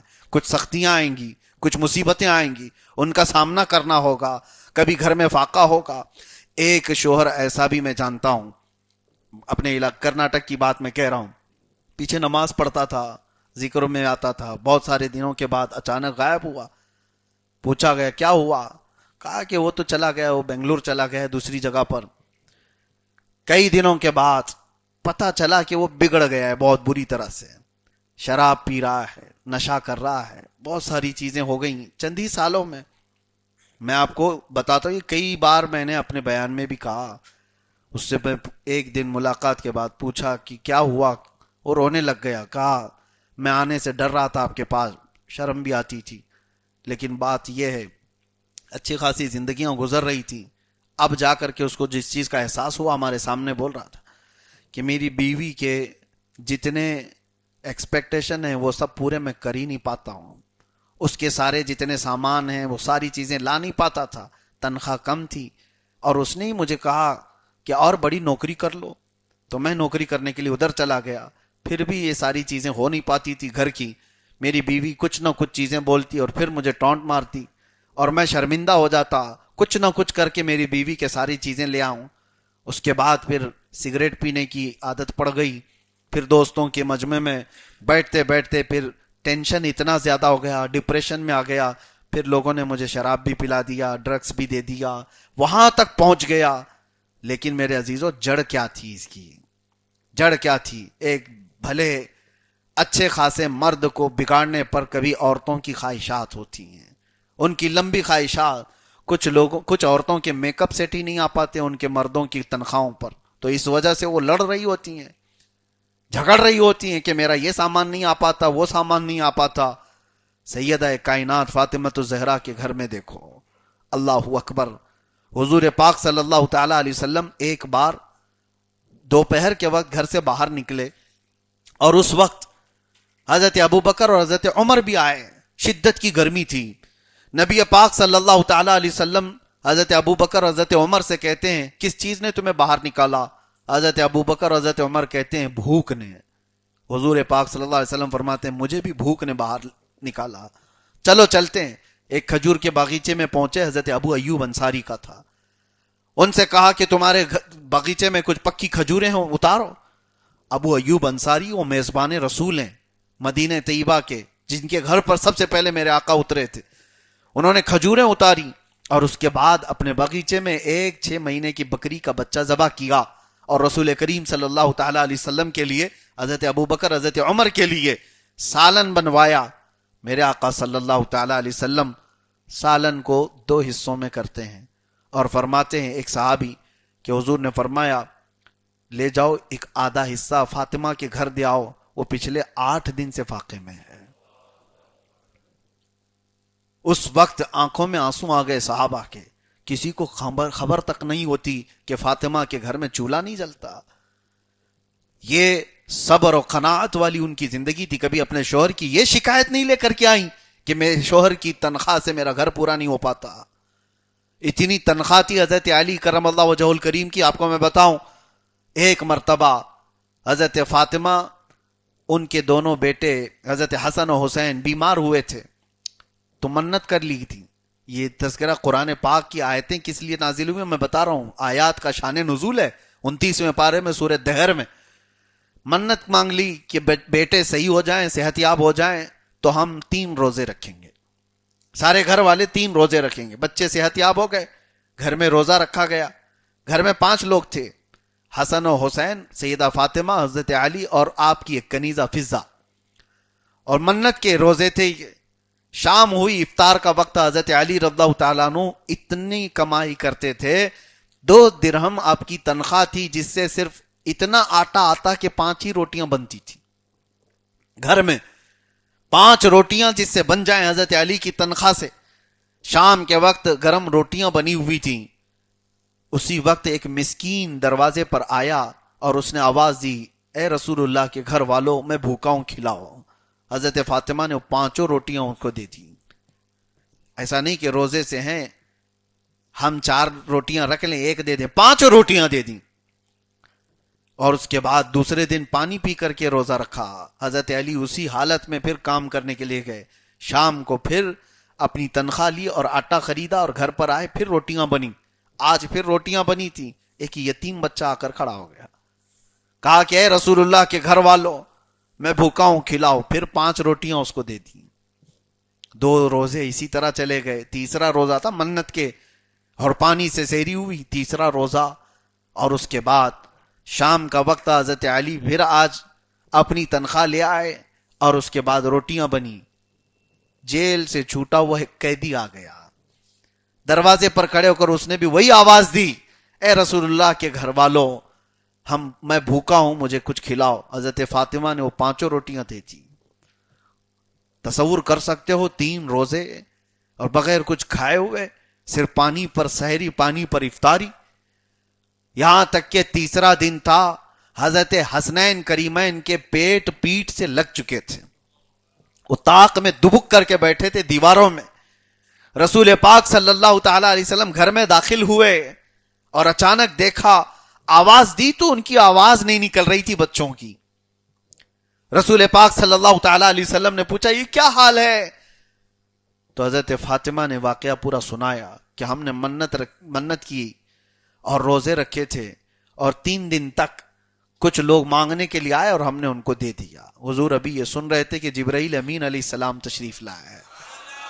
جبرائیل آئے اور رسول پاک صلی اللہ علیہ وسلم کی بارگاہ میں عرض کرتے ہیں، یا رسول اللہ صلی اللہ علیہ وسلم، اس اہل بیت کے پاس جو پہلے دن مسکین آیا، دوسرے دن یتیم آیا، تیسرے دن ایک قیدی آیا، نہ وہ یتیم تھا، نہ مسکین تھا، نہ قیدی تھا، وہ اللہ کے فرشتے تھے جو اہل بیت کا امتحان لینے آئے تھے. اور آپ کو خوشخبری دینے آیا ہوں کہ اللہ تعالیٰ آپ کے گھر والوں سے راضی ہے.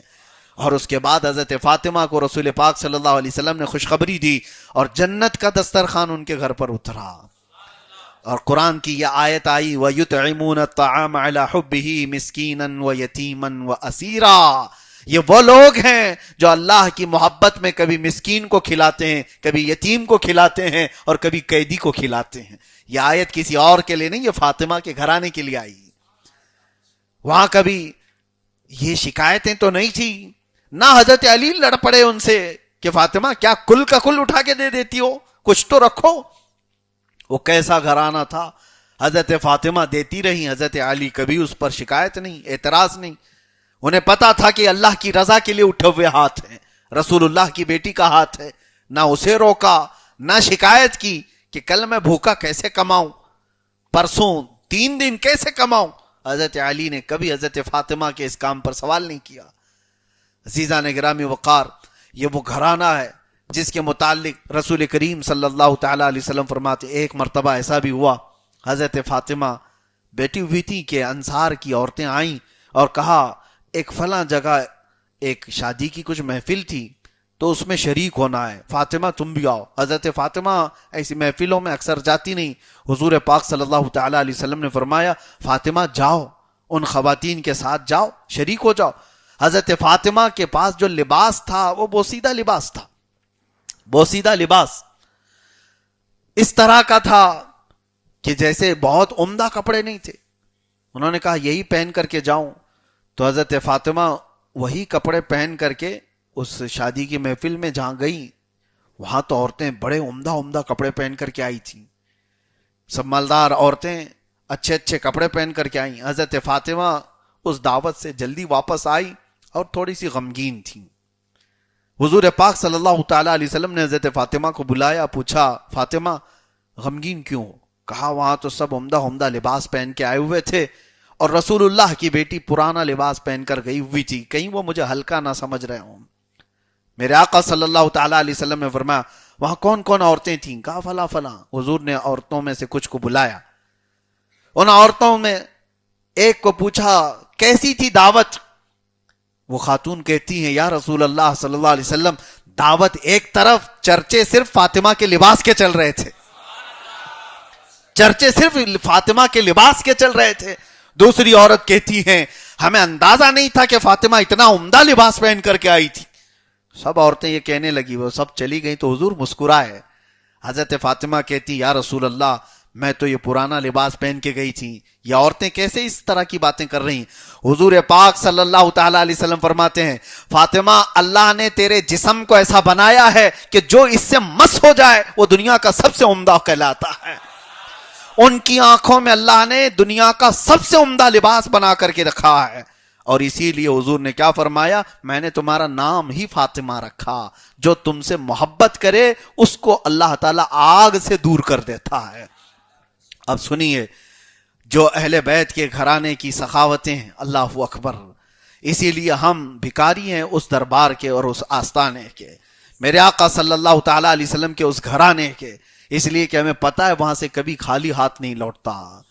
اور بہت سارے بزرگوں نے فرمایا، ایک وظیفہ بھی میں آپ کو بتا کر جاتا ہوں، ایک عمل بھی، پھر کسی اور موقع پر اس کا تفصیلی عمل میں بتاؤں گا. ایک نماز بھی ہے اور اس میں دعا بھی ہے، اور اس کا ایصال ثواب حضرت فاطمہ کی روح کو کرو، اور کچھ نہیں، حضرت فاطمہ سے صرف اتنی ریکویسٹ کر کے سو جاؤ، یا سیدہ کائنات میری یہ حاجت ہے، بس رسول اللہ کے پاس اس کو پیش کر دیجیے۔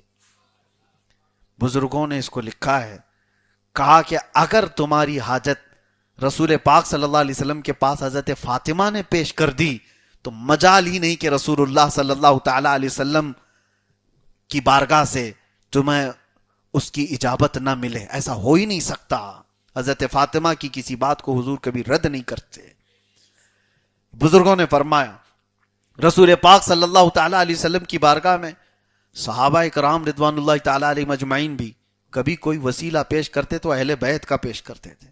ازواج مطہرات حضور اکرم صلی اللہ تعالی علیہ وسلم سے کبھی کوئی ناراضگی دیکھتے تو حضرت فاطمہ کو بیچ میں کر دیتی تھی۔ حضرت فاطمہ اگر آئیں تو رسول کریم صلی اللہ علیہ وسلم کو راضی کرنا آسان ہو جاتا تھا، آسان ہو جاتا۔ اور آپ نے وہ مشہور روایت یہ بھی پڑھی ہوگی، سنی ہوگی، ایک بار میرے آقا صلی اللہ علیہ وسلم مدینہ طیبہ سے باہر نکل گئے، غار سجدہ ایک جگہ ہے، ایک پہاڑ کی کوہ میں، جہاں حضور پاک اپنا سر رکھ کر کے رو رہے تھے امت کی مغفرت کے لیے۔ اور صحابہ کو جب پتہ چلا تو دھیرے دھیرے وہاں صحابہ پہنچ گئے۔ سب سے پہلے حضرت ابوبکر صدیق اس جگہ پر پہنچے، اور یہ کافی وقت گزر چکا تھا میرے آقا صلی اللہ علیہ وسلم کو مدینے میں نہ دیکھ کر کے۔ حضرت ابوبکر نے ایک چرواہے سے پوچھا تھا کہ یہاں کسی کو تو نے دیکھا ہمارے نبی کو؟ اس چرواہے نے کیا جواب دیا؟ دل کو دہلا دینے والی بات ہے۔ وہ کہتا ہے مجھے پتا نہیں تمہارے نبی کون ہیں، لیکن ہاں اس پہاڑ کے اندر سے ایک آواز آتی ہے جس کی آواز سن کر میری بکریوں نے چارہ کھانا چھوڑ دیا ہے، کوئی بہت درد سے روتا ہے۔ حضرت ابوبکر صدیق سمجھ گئے تھے کہ یہ رسول اللہ صلی اللہ علیہ وسلم کی آواز کے علاوہ کوئی نہیں ہوگی جو اس درد کے ساتھ رو رہا ہو، اور جا کر کے قریب دیکھے تو کس کے لیے رو رہے تھے؟ ہم اسی گنہگار امت کے لیے۔ حضرت ابوبکر صدیق کے بعد کئی صحابہ وہاں آئے، میرے آقا صلی اللہ تعالی علیہ وسلم کو اٹھانے کی کوشش کرتے رہے۔ نبی پاک صلی اللہ تعالی علیہ وسلم نے اپنا سر ہی نہیں اٹھایا۔ اللہ کیا جہنم اب بھی نہ سرد ہوگا، رو رو کے مصطفیٰ نے دریا بہا دیے ہیں۔ پھر اخیر وقت میں سب نے یہی مشورہ کیا کہ اللہ کے نبی صلی اللہ تعالی علیہ وسلم اگر سر اٹھائیں گے تو حضرت فاطمہ کی بات پر اٹھائیں گے۔ حضرت فاطمہ سے جا کر کے کہا گیا کہ اللہ کے نبی صلی اللہ تعالی علیہ وسلم سجدے میں سر رکھیں اور اٹھا نہیں رہے ہیں، کہیں ایسا نہ ہو کہ طبیعت پہ بہت بار ہو جائے، تکلیف بڑھ نہ جائے، حضور رو رہے ہیں، آپ آ جائیں۔ حضرت فاطمہ مکمل حجاب میں حضور کے پاس تشریف لائیں۔ جب روتے ہوئے دیکھا تو یہ فاطمہ وہ ہیں جو 4 سال کی عمر سے بھی اپنے باپ کے اطراف دفاع کے لیے کھڑی رہتی تھی۔ جب مکہ والے حضور پر حملہ کرتے تھے، جب حضرت فاطمہ کی عمر 4 سال کی تھی، وہ حملے اپنے اوپر لے لیا کرتی، حضور کے دفاع میں، ڈیفنس میں کھڑی رہتی۔ آج جب بارگاہ مصطفیٰ میں آئیں تو رسول کریم صلی اللہ علیہ وسلم کے قریب جا کر کے وہ رو پڑی، کہا یا رسول اللہ اپنا سر اٹھا لیں۔ صرف اتنا نہیں کہا کہ سر اٹھا لیں، وہ جانتی تھی کہ میرے آقا راضی ہوں گے تو کس بات سے راضی ہوں گے۔ حضرت فاطمہ کو اچھی طرح معلوم تھا ایک بیٹی اپنے باپ کو کتنا قریب سے جانتی ہے، اندازہ بھی نہیں آپ کو۔ حضرت فاطمہ نے یہ نہیں کہا یا رسول اللہ آپ کی طبیعت خراب ہو جائے گی، آپ کے جسم پر بار ہو جائے گا، سر بھاری ہو جائے گا، آپ سر اٹھا لیں، کچھ نہیں کہا، صرف اتنا کہا یا رسول اللہ آپ کی بیٹی قسم دیتی ہے رب ذوالجلال کی، آج کے بعد سے میری موت تک کوئی رات ایسی نہیں ہوگی جو رات میں آپ کی امت کی مغفرت کے لیے نہ گزار ہوں۔ ہر رات آپ کی یہ بیٹی فاطمہ آپ کی امت کی بخشش کی دعا کرے گی۔ جیسی ہی یہ بات سنی میرے آقا نے سر اٹھا لیا۔ اس وقت بھی صحابہ جانتے تھے کہ کوئی بات اگر حضور پاک صلی اللہ تعالی علیہ وسلم سنتے ہیں تو حضرت فاطمہ کی ہے، وہ مقام تھا اس سیدہ کائنات کا۔ اسی لیے رسول کریم صلی اللہ تعالی علیہ وسلم نے جو فرمایا انما فاطمۃ بضعۃ منی فمن احبها احبنی ومن اغضبها فقد اغضبنی، فاطمہ میرے جگر کا ٹکڑا ہے، جس نے اس سے محبت کیا اس نے مجھ سے محبت کیا، جس نے اسے ایذا دی، جس نے اسے مشقت میں ڈالا اس نے مجھے مشقت میں ڈالا ہے۔ رسول پاک صلی اللہ تعالی علیہ وسلم کی بارگاہ میں ایک مرتبہ ایک شخص ایسا بھی آیا جو بنو سلیم قبیلے کا تھا، وہ آتے ساتھ ہی کہنے لگا آپ جادوگر ہیں، معاذ اللہ رب العالمین۔ حضرت عمر فاروق رضی اللہ تعالیٰ عنہ کھڑے تھے، تلوار نکال لی اور کہا اس کا میں ابھی خاتمہ کرتا ہوں جو گستاخی کیا ہے۔ نبی پاک صلی اللہ علیہ وسلم نے فرمایا عمر رکو۔ اللہ کے نبی صلی اللہ تعالیٰ علیہ وسلم نے اس نئے آنے والے شخص کو آخرت کے متعلق بیان کیا، تو چند باتیں حضور نے ایسی بیان کی کہ وہ پشیماں ہو گیا، شرمندہ ہوا اور فوراً حضور کے دست اقدس کو بوسہ دیا اور اسلام قبول کر لیا۔ کہا یا رسول اللہ صلی اللہ تعالیٰ علیہ وسلم مجھے اسلام کے بارے میں بتائیں۔ نبی پاک صلی اللہ تعالیٰ علیہ وسلم نے اس کو اسلام کی تعلیم دی۔ یہ لمبی حدیث ہے۔ پھر حضور نے اعلان فرمایا اپنے آپس میں، اس سے پوچھا میرے آقا صلی اللہ علیہ وسلم نے تمہارے پاس کیا ہے؟ اس شخص نے کہا میں اپنے قبیلے بنو سلیم کا سب سے غریب آدمی ہوں، میرے پاس کچھ نہیں۔ حضور پاک صلی اللہ علیہ وسلم نے فرمایا کوئی ہے یہاں پر جو اس کے پہننے کا انتظام کرے؟ تو ایک صحابی رسول کھڑے ہوئے اور انہوں نے کہا اس کے کپڑے کا انتظام میری طرف سے۔ حضور نے فرمایا کوئی ہے جو اس کو سواری دے؟ حضرت سعد ابن عبادہ مدینے کے انصار صحابی تھے، کہا یا رسول اللہ میری ایک اونٹنی ہے، میں نے اس کو دے دیا۔ صحابہ سب آپس میں اس طرح سے شیر و شکر تھے کہ ایک دوسرے پر جانثاری۔ اس کے بعد حضور پاک صلی اللہ علیہ وسلم نے حضرت سلمان فارسی کو بلایا اور کہا کہ سلمان جاؤ اس کے کھانے کا انتظام کرو۔ حضرت سلمان فارسی کہتے ہیں اب جو بات کہنی ہے وہ یہ، مدینے میں مسجد نبوی کے آس پاس جتنے لوگوں کے گھر تھے سب کے پاس گیا، کسی کے گھر میں کوئی اتنا کھانا نہیں تھا کہ وہ آئے ہوئے شخص کو کھلائے۔ حضرت سلمان فارسی کہتے ہیں پھر اخیر میں ایک ہی گھر تھا، وہ حضرت فاطمہ کا۔ میں وہاں گیا اور باہر کھڑے ہو کر کے کہا، پورا واقعہ سنایا، ایسا ایسا ایک شخص آیا حضور پاک صلی اللہ علیہ وسلم کی بارگاہ میں اور اس کے کھانے کے انتظام کے لیے مجھے رسول اللہ نے بھیجا، کہیں کھانا ہے نہیں مدینے میں آپ کے گھر آ گیا ہوں۔ حضرت فاطمہ نے کہا سلمان میرے گھر میں پچھلے 3 دن سے فاقہ ہے، لیکن ایسا نہیں ہے کہ اس کے کھانے کا انتظام نہ ہو۔ اپنی وہ چادر دی جو رسول اللہ نے ان کو جہیز میں دیا تھا، کہا جاؤ شمعون نام کا ایک یہودی ہے، اس کے ہاتھ میں یہ بیچ دو، وہ جانتا ہے اس کی قدر جانتا ہے، اور اس سے جو مال ملے وہ لے کر کے آؤ، میں اس کے کھانے کا انتظام کر دوں گی۔ حضرت فاطمہ زہرا کی چادر لے کر سلمان فارسی گئے۔ ان کے گھر میں کچھ نہ ہو تو ایسا نہیں ہے کہ پھر کل دیکھ لیں گے آگے دیکھ لیں گے، جو ہے وہ بیچ کر کے مانگنے والے کو کھلا دیا جائے یا مستحق کو دیا جائے۔ حضرت سلمان فارسی رضی اللہ تعالیٰ عنہ وہ شمعون کے پاس آئے اور اس سے کہا یہ حضرت فاطمہ زہرا کی چادر ہے۔ اس نے دیکھتے ہی پہچان لیا اور اس کے بعد رو پڑا اور کہا یہی وہ چادر ہے جس کا ذکر ہم نے آسمانی کتابوں میں پڑھا، اور یہ وہ چادر کے بارے میں نے سن رکھا تھا اپنے بزرگ علماء سے کہ یہ بنت رسول اللہ کی چادر ہے۔ اور اس کے بعد کہا کہ اس چادر کی عظمت تم نہیں جانتے۔ وہ شمعون کہنے لگا اور اس کے بعد سنا روایات میں کہ وہ ایمان لے آیا، یہودیت سے اسلام میں آ گیا، اور جو کا آٹا یا جو کچھ اس کے پاس تھا وہ سب لے کر کے حضرت سلمان فارسی کے پاس دیا، چادر بھی بھیج دیا۔ اور اس کے بعد جب وہ جو کا آٹا لے کر کے آئے، اب سنی، حضرت سلمان فارسی لا کر حضرت فاطمہ کو دیتے ہیں، کہتے ہیں آپ کی چادر کے بدلے یہ ملا۔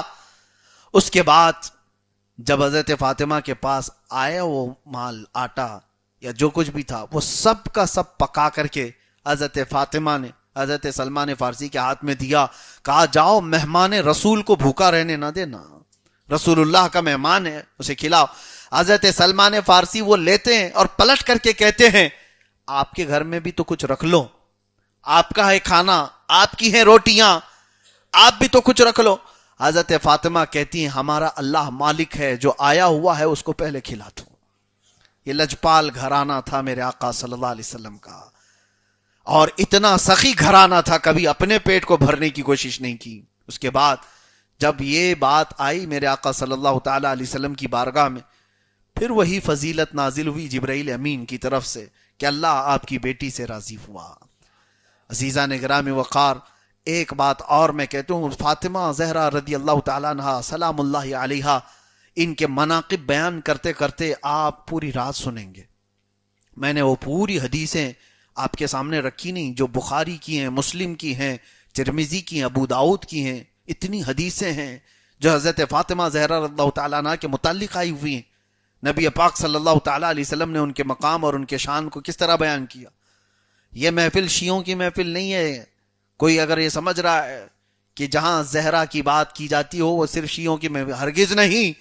سنیوں کا سب سے بڑا حق ہے زہرا کا ذکر کرنے کا، اور ہم تو اس وسیلے سے دعائیں کرتے ہیں، مناقب ہم بیان کرتے ہیں، فضائل ہم بیان کرتے ہیں. عزیزان گرامی وقارہ، سیدہ کائنات فاطمہ الزہرا رضی اللہ تعالیٰ عنہ کے گھر کی ایک بڑی اور بات آپ کو سناتا ہوں. ایک بار سنا حضرت عثمان غنی نے حضور پاک صلی اللہ علیہ وسلم کو اپنے گھر میں دعوت میں بلایا. کہا یا رسول اللہ صلی اللہ تعالیٰ علیہ وسلم آپ میرے گھر تشریف لائیں، صحابہ بھی آپ کے ساتھ ہیں. حضرت عثمان کون ہیں؟ ارے غنی ہیں، مدینے کے رئیس ہیں، مالدار ہیں. حضور پاک صلی اللہ علیہ وسلم کی جب دعوت کی، کھانے بنائے جو کچھ بھی، اس کے بعد حضرت عثمان غنی رضی اللہ تعالیٰ عنہ حضور پاک صلی اللہ علیہ وسلم کے ساتھ مسجد نبوی کے ساتھ سے ہی چلتے رہے اور حضور کے ہر قدم کو گن رہے تھے. اور جیسے حضرت عثمان کے گھر تک پہنچے، حضور نے پوچھا عثمان یہ میرے قدم کیوں گن رہے ہو؟ کہا یا رسول اللہ صلی اللہ علیہ وسلم آپ نے اعزاز بخشا میرے گھر کو، آج تمنا یہ ہے کہ آپ کے ہر قدم کے بدلے ایک غلام آزاد کروں.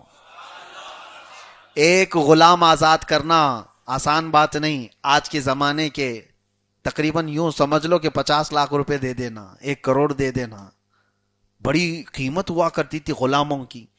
اور حضرت عثمان غنی رضی اللہ تعالیٰ عنہ کہتے ہیں یا رسول اللہ آپ کے ہر قدم پر ایک غلام آزاد کرنے کی نیت ہے. اور اتنی بڑی بات تھی، لٹائیں. یہی تو بات کہتے ہیں کچھ لوگوں کو تو عثمانی ہونا چاہیے. میلاد میں اگر ہم لٹاتے ہیں تو یہ عثمان غنی کی بات ہے. کہیں یہ تو نہیں کہ حضرت عثمان سے پوچھو کہاں ہے قرآن میں، کہاں ہے حدیث میں کہ رسول اللہ جتنے قدم رکھے اتنے غلام آزاد کرو. وہ حضرت عثمان تمہیں جواب دیں گے. یہ ساری باتیں رسول اللہ صلی اللہ علیہ وسلم کا عشق ہوگا تو دلیل نہیں پوچھے گا. محبت میں ہر شے نچھاور ہے. ارے محبوب کا دیا ہوا ہے اسی پر نچھاور کیا جا رہا ہے. ہاں یہ ہے کہ ہم ناجائز کاموں میں نہیں لٹاتے، حرام کاموں میں نہیں لٹاتے. میرے آقا صلی اللہ تعالی علیہ وسلم کی میلاد، حضور کے آنے کی حضور کی آمد کی خوشی میں اگر ہم چراغاں کرتے ہیں تو کچھ لوگوں کے پیٹ میں درد کیوں ہوتا ہے، تکلیف کیوں ہوتی؟ ہمارے جھنڈوں سے تکلیف ہے، ہمارے لائٹوں سے تکلیف ہے. ادھر روشنی ہوئی ادھر اندھیرا ہو گیا. یہ ساری چیزوں کو کہتے ہیں یہ اسراف ہے، اسراف ہے. اتنا میلاد میں تم لوگ خرچہ کرتے ہو، اس سے کتنے ہاسپٹل بن جاتے ہیں. تمہاری بیٹیوں کی شادیوں سے ہی ہاسپٹل بنتے ہیں، میلاد سے ہی کیوں؟ عزیزان گرامی وقار، حضرت عثمان غنی رضی اللہ تعالیٰ عنہ غلام اتنے آزاد کر دیے، دعوت بھی ہو گئی. حضرت علی رات کو گھر میں آئے، غمگین تھے. حضرت فاطمہ نے پوچھا میرے رفیق حیات غم کی وجہ کیا ہے؟ کہا آج میرے بھائی عثمان نے ایسی شاندار دعوت کی کہ رسول اللہ صلی اللہ علیہ وسلم کے ساتھ صحابہ بھی آئے اور وہ قدم گن رہے تھے حضور کے، اور ہر قدم کے بدلے انہوں نے ایک ایک غلام آزاد کیا. میں یہ تمنا کر رہا ہوں کاش میرے پاس اتنا مال ہوتا تو میں بھی ویسی شایان شان حضور کی دعوت کرتا. میرے پاس اتنا مال نہیں عثمان کے برابر کا. حضرت فاطمہ نے کہا میرے سرتاج آپ جائیں رسول اللہ کو دعوت دیں، ہم بھی اس کا اہتمام کریں گے. حضرت علی نے کہا فاطمہ کہاں سے انتظام کرو گی؟ کہا آپ رسول اللہ کو دعوت دے کر کے آئیں اور آپ بھی قدم گنیں. حضور پاک صلی اللہ علیہ وسلم کی بارگاہ میں حضرت علی گئے. یقین بھی تھا حضرت فاطمہ پر، کہہ رہی ہے تو ہو بھی جائے گا. حضور کی بارگاہ میں آئے، کہا آج میرے گھر پر تشریف لائیں. حضرت علی کی دعوت پر میرے آقا صلی اللہ علیہ وسلم چل پڑے. حضرت علی بھی کیونکہ حضرت فاطمہ نے کہا تھا قدم گنتے ہوئے گئے. جب گھر تک پہنچے تو رسول پاک صلی اللہ تعالی علیہ وسلم اپنے صحابہ کے ساتھ ان کے گھر میں جو دعوت تھی بیٹھے رہے. اور اس کے بعد دعوت تو ہو گئی. حضرت فاطمہ سے پوچھا فاطمہ حضور کے اتنے اتنے قدم پڑھے، عثمان نے اپنے مال سے غلام تو آزاد کر دیے تھے، ہم کیا کریں گے؟ حضرت فاطمہ مصلی بچھا کر کے دعا کرتی ہیں اے اللہ تیرے رسول کی بیٹی کی لاج رکھ لے. اس کے شوہر نے تیرے نبی کی دعوت کی ہے اور خواہش یہ کی ہے کہ ہر قدم پر ایک غلام آزاد ہو. اے مولا تو اس خواہش کا اور میری اس تمنا کی لاج رکھ لے، بھرم رکھ لے۔ رسول پاک صلی اللہ تعالی علیہ وسلم گھر میں بیٹھے تھے، اسی وقت جبرائیل امین تشریف لائے اور کہا اللہ آپ کو سلام پیش کرتا ہے یا رسول اللہ، آپ کی بیٹی کی دعائیں اللہ تعالیٰ کی بارگاہ میں پہنچی اور رب نے حکم فرمایا آج آپ کے گھر، علی کے گھر تک جتنے قدم پہنچے ہیں، پڑے ہیں، ہر قدم کے بدلے اللہ نے 100 جہنمیوں کو آزاد کر دیا ہے۔ یہاں غلام آزاد ہوئے، ان کی دعوت میں جہنم سے آزاد ہوئے۔ وہ اہل بیت کا گھرانہ ہے، ان کے گھرانے کی تمنائیں اللہ تعالیٰ پوری فرماتا ہے۔ جب وہ خواہش کر لیں تو اللہ اس کو پوری کر دیتا ہے۔ قرآن میں اس کا ذکر ہے لہم ما یشاؤون فیہا ولدینا مزید، یہ جو چاہ لیں اللہ کے پاس وہ سب ہے، بلکہ اللہ فرماتا اس سے زیادہ ہمارے پاس ہے۔ جو یہ چاہ لیں، اہل بیت کے لیے کہا گیا، اللہ والوں کے لیے کہا گیا، اور ان کے متعلق قرآن کی کئی آیتیں، ایک دو نہیں کئی آیتیں ہیں۔ یہ جب چاہ لے، رسول کریم صلی اللہ تعالی علیہ وسلم کا یہ وہ گھرانہ جن کے بارے میں امام حسن بریلوی رحمۃ اللہ تعالی علیہ، امام زمن حسن رضا بریلوی رضی اللہ تعالیٰ عنہ فرماتے ہیں بے اجازت جن کے گھر میں جبرائیل آتے نہیں، بے اجازت جن کے گھر میں جبرائیل آتے نہیں، قدر والے جانتے ہیں قدر و شان اہل بیت۔ اور اسی لیے اہل بیت اطہار کی جو تعظیم و تکریم کے معاملات ہیں وہ سنیوں سے سنا کریں تو ایمان بھی تازہ ہوگا، اور آپ کا ایمان صرف تازہ نہیں اتنا بلند ہو جائے گا جس کو میرے آقا نے فرمایا من مات علی حب آل محمد مات شہیدا، جو میرے اہل بیت کی محبت میں مر گیا اسے شہادت کی موت دی جائے گی۔ محبت کرو اہل بیت سے۔ میرے آقا کی ایک حدیث ہے علموا اولادکم ثلاث، اپنے بیٹوں کو 3 چیزیں سکھا دو۔ کیا ہے؟ حضور فرماتے حب نبیکم وحب اہل بیتہ وتلاوت القرآن الکریم۔ حضور فرماتے ہیں 3 چیزیں اپنے بیٹوں کو سکھا کر کے جانا۔ نمبر 1 اپنے نبی کی محبت، دوسرے نمبر پر حضور کے اہل بیت کی محبت، تیسرے نمبر پر قرآن عظیم سکھاؤ۔ یہاں پر بہت دنیا بھر کی چیزیں نہیں بتائی گئی، یہ 3 چیزوں میں فرمایا گیا۔ جو رسول سے محبت سکھائے گا اور اہل بیت سے سکھائے گا اور قرآن سکھا کر کے جائے گا، یوں سمجھ لو وہ اپنے بیٹے کو پوری دنیا دے کر جا رہا ہے، آخرت بھی دے کر جا رہا ہے۔ نبی پاک صلی اللہ تعالی علیہ وسلم کی تعلیمات میں ہے یہ کہ اپنے بیٹوں کو یہ سکھاؤ۔ کیوں؟ اپنی محبت کے ساتھ اہل بیت کی محبت کا ذکر فرمایا، اور یہی وجہ ہے مشہور حدیث آپ نے سنی ہوگی یا ایھا الناس انی ترکت فیکم الثقلین، اے لوگوں میں تمہارے درمیان 2 بھاری چیزیں چھوڑ جا رہا ہوں۔ اور حضور نے کیا فرمایا؟ 2 بھاری چیزیں کیا ہیں؟ کیا حضور اکرم صلی اللہ تعالی علیہ وسلم فرماتے ہیں ما ان تمسکتم لن تضلوا، اگر تم نے مضبوطی سے پکڑ لیا ہرگز گمراہ نہ ہوگے، کتاب اللہ و عترتی، ایک قرآن پاک ہے اور ایک میرے اہل بیت ہے۔ قرآن اللہ تعالیٰ کی کتاب نصیحتوں سے بھری ہوئی ہے، لیکن سمجھائے گا کون؟ وہ اہل بیت کی زندگی ہے۔ اسی لیے ایک آیت اگر میں پڑھ دوں، یا ایھا الذین آمنوا استعینوا بالصبر والصلاۃ، اے ایمان والو صبر سے اور نماز سے مدد چاہو، مدد صبر سے اور نماز سے۔ اس آیت کی تشریح کون کر کے دکھائے کہ صبر سے مدد کیسے مانگی جائے، نماز سے مدد کیسی مانگی جائے؟ تو ایک آیت کو سمجھنا ہو تو پورا کربلا سمجھ میں آ جائے۔ حسین اعظم اپنی زندگی سے تمہیں کر کے دکھائیں گے، زندگی بھر صبر کیا، ان کے وطن کو دور کر دیا گیا، ان کے گھر کو اجاڑ دیا گیا، مدینہ چھوٹ گیا صبر کیا، مکہ چھوٹ گیا صبر کیا، قافلے بغیر کسی ہتھیاروں کے چلے، کربلا میں پانی نہ دیا گیا صبر کیا۔ صبر ہی سے تو مدد مانگتے رہے، صبر ہی سے مدد مانگتے رہے۔ سامنے اپنے بچوں کو ان کے قتل ہوتے ہوئے دیکھا، صبر ہی تو کیا، کیا واویلا کیا۔ ایک روایت کہیں بتا دیں کہ امام حسین نے کربلا میں ماتم کیا ہو، واویلا کیا ہو۔ ارے ان سے محبت کرنے والے وہ بھی کہتے ہیں کہ وہ جو جواں بیٹوں کی میت پہ نہ رویا وہ حسین، وہ اپنے بیٹوں کی لاشوں کو اٹھاتے لائے۔ وہ کبھی کوئی روایت نہیں بیان کی جا سکتی کہ امام حسین واویلا کر رہے تھے، ماتم کر رہے تھے کربلا میں، نہیں، ان کی شجاعت اور ان کی صبر۔ اور اخیر میں دنیا نے دیکھا کہ امام حسین لڑتے لڑتے کس حالت میں شہید ہوئے؟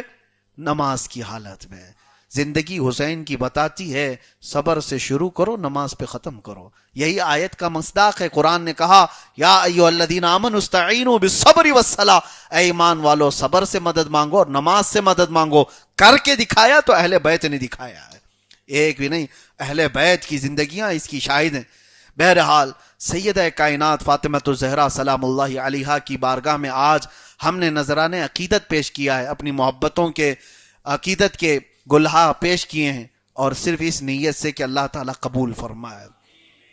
وہ محفل خوشبو والی ہوتی ہے جس محفل میں حضرت فاطمہ کا ذکر ہوتا ہے. یہاں تک کہ میں نے ذکر کیا حضرت فاطمہ رضی اللہ تعالیٰ عنہ کی پیدائش کا اور ان کی جوانی کا اور ان کی شادی کا بھی ذکر آپ نے سن لیا. حضور کی بعثت کے 5 سال بعد حضرت فاطمہ کی ولادت ہوئی، یعنی اعلان نبوت کے 5 سال بعد، اور ہجرت کر کے آئیں تب اس وقت 8 یا 9 سال کی عمر تھی. اور جب مدینہ طیبہ میں 2 ہجری ہوئی تو حضرت علی سے نکاح ہو گیا. حضرت علی سے نکاح کے بعد حضرت فاطمہ کے بطن سے، آپ کے پیٹ سے 4 بچے ہوئے، ایک امام حسن اور ایک امام حسین، اور 2 بیٹیاں، ایک سیدہ زینب ایک سیدہ ام کلثوم.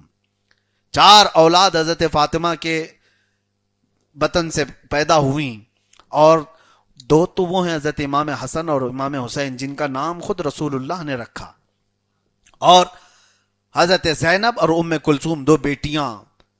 اس زندگی کے بعد ایک اور حدیث میں آپ کو سنا دوں.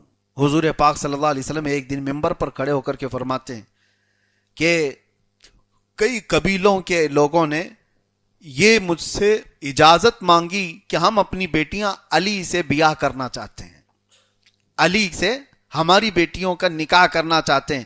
حضور فرماتے ہیں میں نے ان کو منع کر دیا، پھر منع کر دیا، پھر منع کر دیا. 3 بار حضور نے فرمایا جب تک فاطمہ علی کے نکاح میں ہے علی کو دوسرا نکاح کرنا ہی حرام ہے. صرف شریعت میں ایکسیپشن ہے، یہ صرف حضرت علی کے لیے تھا. دوسرا نکاح کر سکتا ہے ہر آدمی، 4 تک کر سکتا ہے نا اجازت. 4 تک کی اجازت ہر مسلمان کو دی گئی ہے. اب بس اتنا ہی جملہ اٹھا لیں گے اب یہ لوگ. ہاں دیکھو ان کے یہاں مولانا صاحب 4 والے لوگ ہیں یہ. ارے سب کے گھروں میں جا کر کے دیکھو 4 والے 4، یہ پروپیگنڈا نہیں ہے. ہمارے ہاں اجازت ہے، دروازہ رکھا گیا ہے. ہاں ہمارے یہاں سے نکلنے کے لیے 4 دروازے ہیں، ضروری نہیں کہ ہر دروازے میں سے داخل ہو جاؤ، ہر دروازے سے باہر نکلو. ایک دروازہ کھلا ہے اسی کا استعمال کرو، جب وہ ٹوٹ جائے تو دوسرا دیکھیں، جب وہ بکھر جائے کچھ ہو جائے تو دوسرا دیکھیں. شریعت نے 4 کی اجازت دی ہے، لیکن حضرت علی کے لیے ایکسیپشن تھا، حکم تھا کہ جب تک حضرت فاطمہ ان کے نکاح میں کوئی دوسری عورت سے نکاح ان کے لیے جائز نہیں تھا. یہ ان کا خاصہ تھا. نبی پاک صلی اللہ تعالیٰ علیہ وسلم نے ان کے لیے خاص حکم دیا تھا. اور کیوں؟ فرماتے ہیں جو فاطمہ کو ناراض کرے وہ مجھے ناراض کرتا ہے، جو فاطمہ کو تکلیف دے وہ مجھے تکلیف دیتا ہے. پھر ان 4 اولاد کے ساتھ ایک بار حضرت ام ایمن حضور پاک صلی اللہ تعالیٰ علیہ وسلم کی یہ دودھ پلانے والی ماں بھی ہیں، حضرت ام ایمن جو حضور کے والد کی باندی تھی. وہ کہتی ہیں ایک بار میں رمضان کے مہینے میں دوپہر کا وقت تھا، شدت کی گرمی تھی، فاطمہ کے گھر پر گئی تو دیکھا تو وہ تو چارپائی پر سوئی ہوئی تھی، وہاں پر اندر گھر میں سوئی ہوئی تھی. دروازہ کھلا ہوا تھا لیکن چکی پیسنے کی آواز آ رہی تھی، آٹا کوئی پیس رہا ہے. تو میں اندر گئی، دیکھا فاطمہ تو سو رہی ہیں اور آٹا پیسا جا رہا ہے، خود ہی چکی پیس رہی ہے. تو حضرت ام ایمن کہتی ہے میں ڈر کے بھاگ کر باہر آ گئی. کہا فاطمہ کے گھر میں یہ چکی خود بخود چل رہی ہے. تو حضور پاک صلی اللہ علیہ وسلم کے پاس آ کر ام ایمن کہتی ہیں یا رسول اللہ میں نے فاطمہ کے گھر میں عجیب و غریب چیز دیکھی. کہا کیا دیکھا؟ فاطمہ سو رہی ہیں اور ان کے گھر میں چکی پس رہی ہے، آٹا پس رہا ہے. تو حضور پاک صلی اللہ تعالیٰ علیہ وسلم مسکرائے اور پھر فرمایا اللہ نے مجھے بتایا کہ فاطمہ روزے سے تھکی ہوئی ہیں، اللہ نے فرشتوں کو بھیجا ان کے گھر کا آٹا پیسنے کے لیے. ان کے گھر کے کام ملائکہ کر رہے ہیں. یہ وہ گھرانہ ہے. اور بچے حسنین کریمین کبھی اگر گھر سے دور چلے جاتے. ایک بار حضرت فاطمہ بے قرار ہو کر حضور کی بارگاہ میں آئی اور کہا کہ بچے دکھ نہیں رہے. حضور خود ڈھونڈنے کے لیے گئے تو ایک درخت کے نیچے سوئے ہوئے تھے 2 بچے حسن و حسین. اور حضور فرماتے ہیں جبرائیل ان کے اوپر اپنے پروں سے سایہ کیے ہوئے کھڑے تھے. اس گھرانے کی کیا بات کریں، رسول اللہ صلی اللہ تعالی علیہ وسلم کا عظیم گھرانہ. اور آج بھی آپ جائیں گے حضور کے روزے پر حاضری دینے کے لیے، جو جالیاں ہیں نا، جو جالیاں ہیں سامنے کی طرف سے حضور کو سلام پیش کر کے آپ نکلتے ہیں، لیکن پیچھے والا حصہ جہاں اصحاب صفہ کا چبوترا تھا، وہ جالیوں کے اندر حضرت فاطمہ کا گھر آ چکا ہے. یہ جتنی جالیاں ہیں اسی کے اندر حضرت فاطمہ رضی اللہ تعالیٰ عنہ کا گھر بھی آ گیا. وہ ایک ہی گھر تھا حضرت علی کا، جس گھر کے متعلق حکم یہ تھا کہ آپ نے یہ تو سن لیا کہ حضرت علی کو دوسرے کسی عورت سے نکاح کرنا جائز نہیں، لیکن ان کے لیے ایک ایکسیپشن اور بھی تھا کہ مسجد میں کوئی بھی جنابت کی حالت میں، ناپاکی کی حالت میں قدم بھی نہیں رکھ سکتا. ہمارے لیے بھی حکم یہی ہے، ناپاک ہیں آپ پر غسل واجب ہے تو مسجد میں قدم رکھنا حرام ہے، لیکن حضور پاک صلی اللہ علیہ وسلم نے حضرت علی سے کہا تھا یہ جنابت کی حالت میں بھی مسجد میں جا سکتے ہیں، صرف ان کے لیے. قرآن نے ان کی تطہیر بیان کر دی ہے، اللہ تعالیٰ ان کو پاک کر دیا ہے. تو یہ گھرانہ حضور پاک صلی اللہ علیہ وسلم کے گھرانے سے بالکل متصل تھا، بالکل لگا ہوا تھا. اب آخری بات ام المومنین عائشہ صدیقہ سے سنتے ہیں. حضرت عائشہ کہتی ہیں جب حضرت فاطمہ آتی تھیں تو ان کے چلنے کا انداز ہو بہو رسول اللہ کی طرح تھا. ہم دیکھتے تھے کہ حضور جیسا چلتے تھے حضرت فاطمہ ہو بہو ویسی ہی چلتی تھیں. وہ آئیں، حضور پاک صلی اللہ تعالی علیہ وسلم کا یہ آخری مرض تھا، یعنی آخری علالت بیماری کی حالت میں. اس وقت حضرت فاطمہ قریب آئیں بستر کے پاس. نبی کریم صلی اللہ علیہ وسلم نے ان کے کان میں کچھ بات کہی تو وہ رونے لگ گئیں. اس کے بعد پھر حضور نے ان کو قریب کیا، کہا کچھ اور بات، سرگوشی کی. حضرت فاطمہ مسکرائیں. وہ جیسی اٹھی حضرت عائشہ پوچھتی ہیں فاطمہ رسول اللہ نے کیا کہا؟ حضرت فاطمہ کہتی ہیں رسول اللہ کا راز میں افشا نہیں کر سکتی. وہ چلی گئیں. حضرت عائشہ کہتی ہیں جب حضور کی وفات ہو گئی تو میں نے فاطمہ سے پوچھا اب اللہ کے رسول کی زندگی ظاہری کے بعد وہ بات تو مجھے بتاؤ جو حضور نے تمہارے کانوں میں کی تھی. حضرت فاطمہ کہتی ہیں رسول پاک صلی اللہ علیہ وسلم نے کہا فاطمہ ہر سال جبرائیل میرے پاس ایک بار آتے تھے، پورے قرآن کا دور ہوتا تھا، حضور پورا قرآن انہیں سناتے. اس بار جبرائیل 2 بار آئے، اس سال 2 بار آئے، قرآن 2 بار دور ہوا. اور حضور فرماتے ہیں فاطمہ اب مجھے یہ لگتا ہے اس مرض میں میرا انتقال ہوگا، میں دنیا سے جا رہا ہوں. میں نے یہ خبر سنی تو رو پڑی. حضرت فاطمہ کہتی ہیں مجھے رونا آیا. اس کے بعد رسول اللہ صلی اللہ علیہ وسلم نے مجھے قریب کیا اور کہا فاطمہ غم نہ کر، کیا میں تجھے ایک اچھی خبر دوں؟ حضرت فاطمہ کہتی ہیں کیا ہے؟ حضور اکرم صلی اللہ علیہ وسلم فرماتے ہیں میرے گھر والوں میں سے، میری ازواج مطہرات، میرے چاہنے والے، ان سب میں سب سے پہلے مجھ سے اگر کوئی آ کر کے ملے گا تو وہ فاطمہ تم ہوگی سب سے پہلے. اور ہوا یہی. نبی کریم صلی اللہ تعالی علیہ وسلم کی وفات کے صرف 6 مہینے کے بعد حضرت فاطمہ زہرا کا بھی انتقال ہو گیا. اور ان 6 مہینوں میں کبھی حضرت فاطمہ کو کسی نے ہنستے ہوئے نہیں دیکھا، کسی نے مسکراتے ہوئے نہیں دیکھا. رسول کریم صلی اللہ تعالی علیہ وسلم کی ایک بات ایک صحابی رسول بیان کرتے ہیں، حضرت عبداللہ ابن عباس کہتے ہیں جب رسول اللہ سفر میں جاتے تھے تو سب سے اخیر میں جس سے مل کر کے جاتے تھے وہ حضرت فاطمہ تھی. سب سے ملاقات ہوتی آخری میں جس سے ملتے تھے وہ حضرت فاطمہ ہوتی. اور حضرت فاطمہ سے مل کر کے حضور سفر میں جاتے اور سفر سے آنے کے بعد سب سے پہلے حضرت فاطمہ سے ملتے تھے. یہ حضور کا معمول تھا نبی کریم صلی اللہ علیہ وسلم کا. اور یہی حضور ان کو کہہ کر کے بھی گئے کہ فاطمہ آخری اب تم سے ملاقات کر کے جا رہا ہوں. حضرت فاطمہ سے ملنے کے بعد حضور پھر کسی سے نہیں ملے، کسی سے نہیں ملے. اور حضور کی وفات ہو گئی اسی دن. اور حضور نے یہ بشارت بھی دے دی کہ میرے پاس میرے جانے کے بعد سب سے پہلے کوئی آئے گا تو فاطمہ تم ہوگی. 6 مہینے کے بعد حضرت فاطمہ رضی اللہ تعالیٰ عنہ کا انتقال ہوا. وہ 6 مہینے تک بھی بیماری رہی. بیماری کس بات کی تھی؟ وہ غم تھا رسول اللہ کے جانے کا، وہ جدائی کا. نبی پاک صلی اللہ علیہ وسلم کی جدائی وہ برداشت نہ کر سکیں، مسلسل بیمار رہتی، مسلسل بیمار رہتی. حضرت ام سلمہ رضی اللہ تعالیٰ عنہ حضور کی جو زوجہ ہیں وہ حضرت فاطمہ کی کفالت کرنے والی ماں بھی تھیں، ام المومنین ہیں اور حضرت فاطمہ کی ماں بھی ہیں. انہوں نے بچپن میں بھی ان کی کفالت کی، تربیت کی. ام سلمہ وہ کہتی ہیں جب فاطمہ بیمار ہوئی تو ان کی تیمارداری کے لیے میں ان کے گھر میں رہتی تھی اکثر. اور حضرت علی جب آتے تھے تو دیکھتے بخار کی شدت سے حضرت فاطمہ بستر پر رہتی، اور ایک دن آیا، ام سلمہ رضی اللہ تعالیٰ عنہ کہتی ہیں فاطمہ نے مجھ سے کہا اماں میرے لیے پانی کا انتظام کرے، میں غسل کرنا چاہتی ہوں۔ تو حضرت فاطمہ کے لیے غسل کا انتظام کیا۔ ام سلمہ کہتی ہیں فاطمہ نے اتنا بہترین غسل کیا، سب سے بہترین غسل کیا، اس کے بعد اپنے بچوں کو کھلایا پلایا، کپڑے پہنائے، اور اس کے بعد بستر بچھایا، اور ان کے لیے میں بستر بچھا کر دیتی ہوں تو اپنے پہلو کے بل لیٹ جاتی ہیں اور اپنا ہاتھ اپنے کانوں کے نیچے رکھتی ہیں۔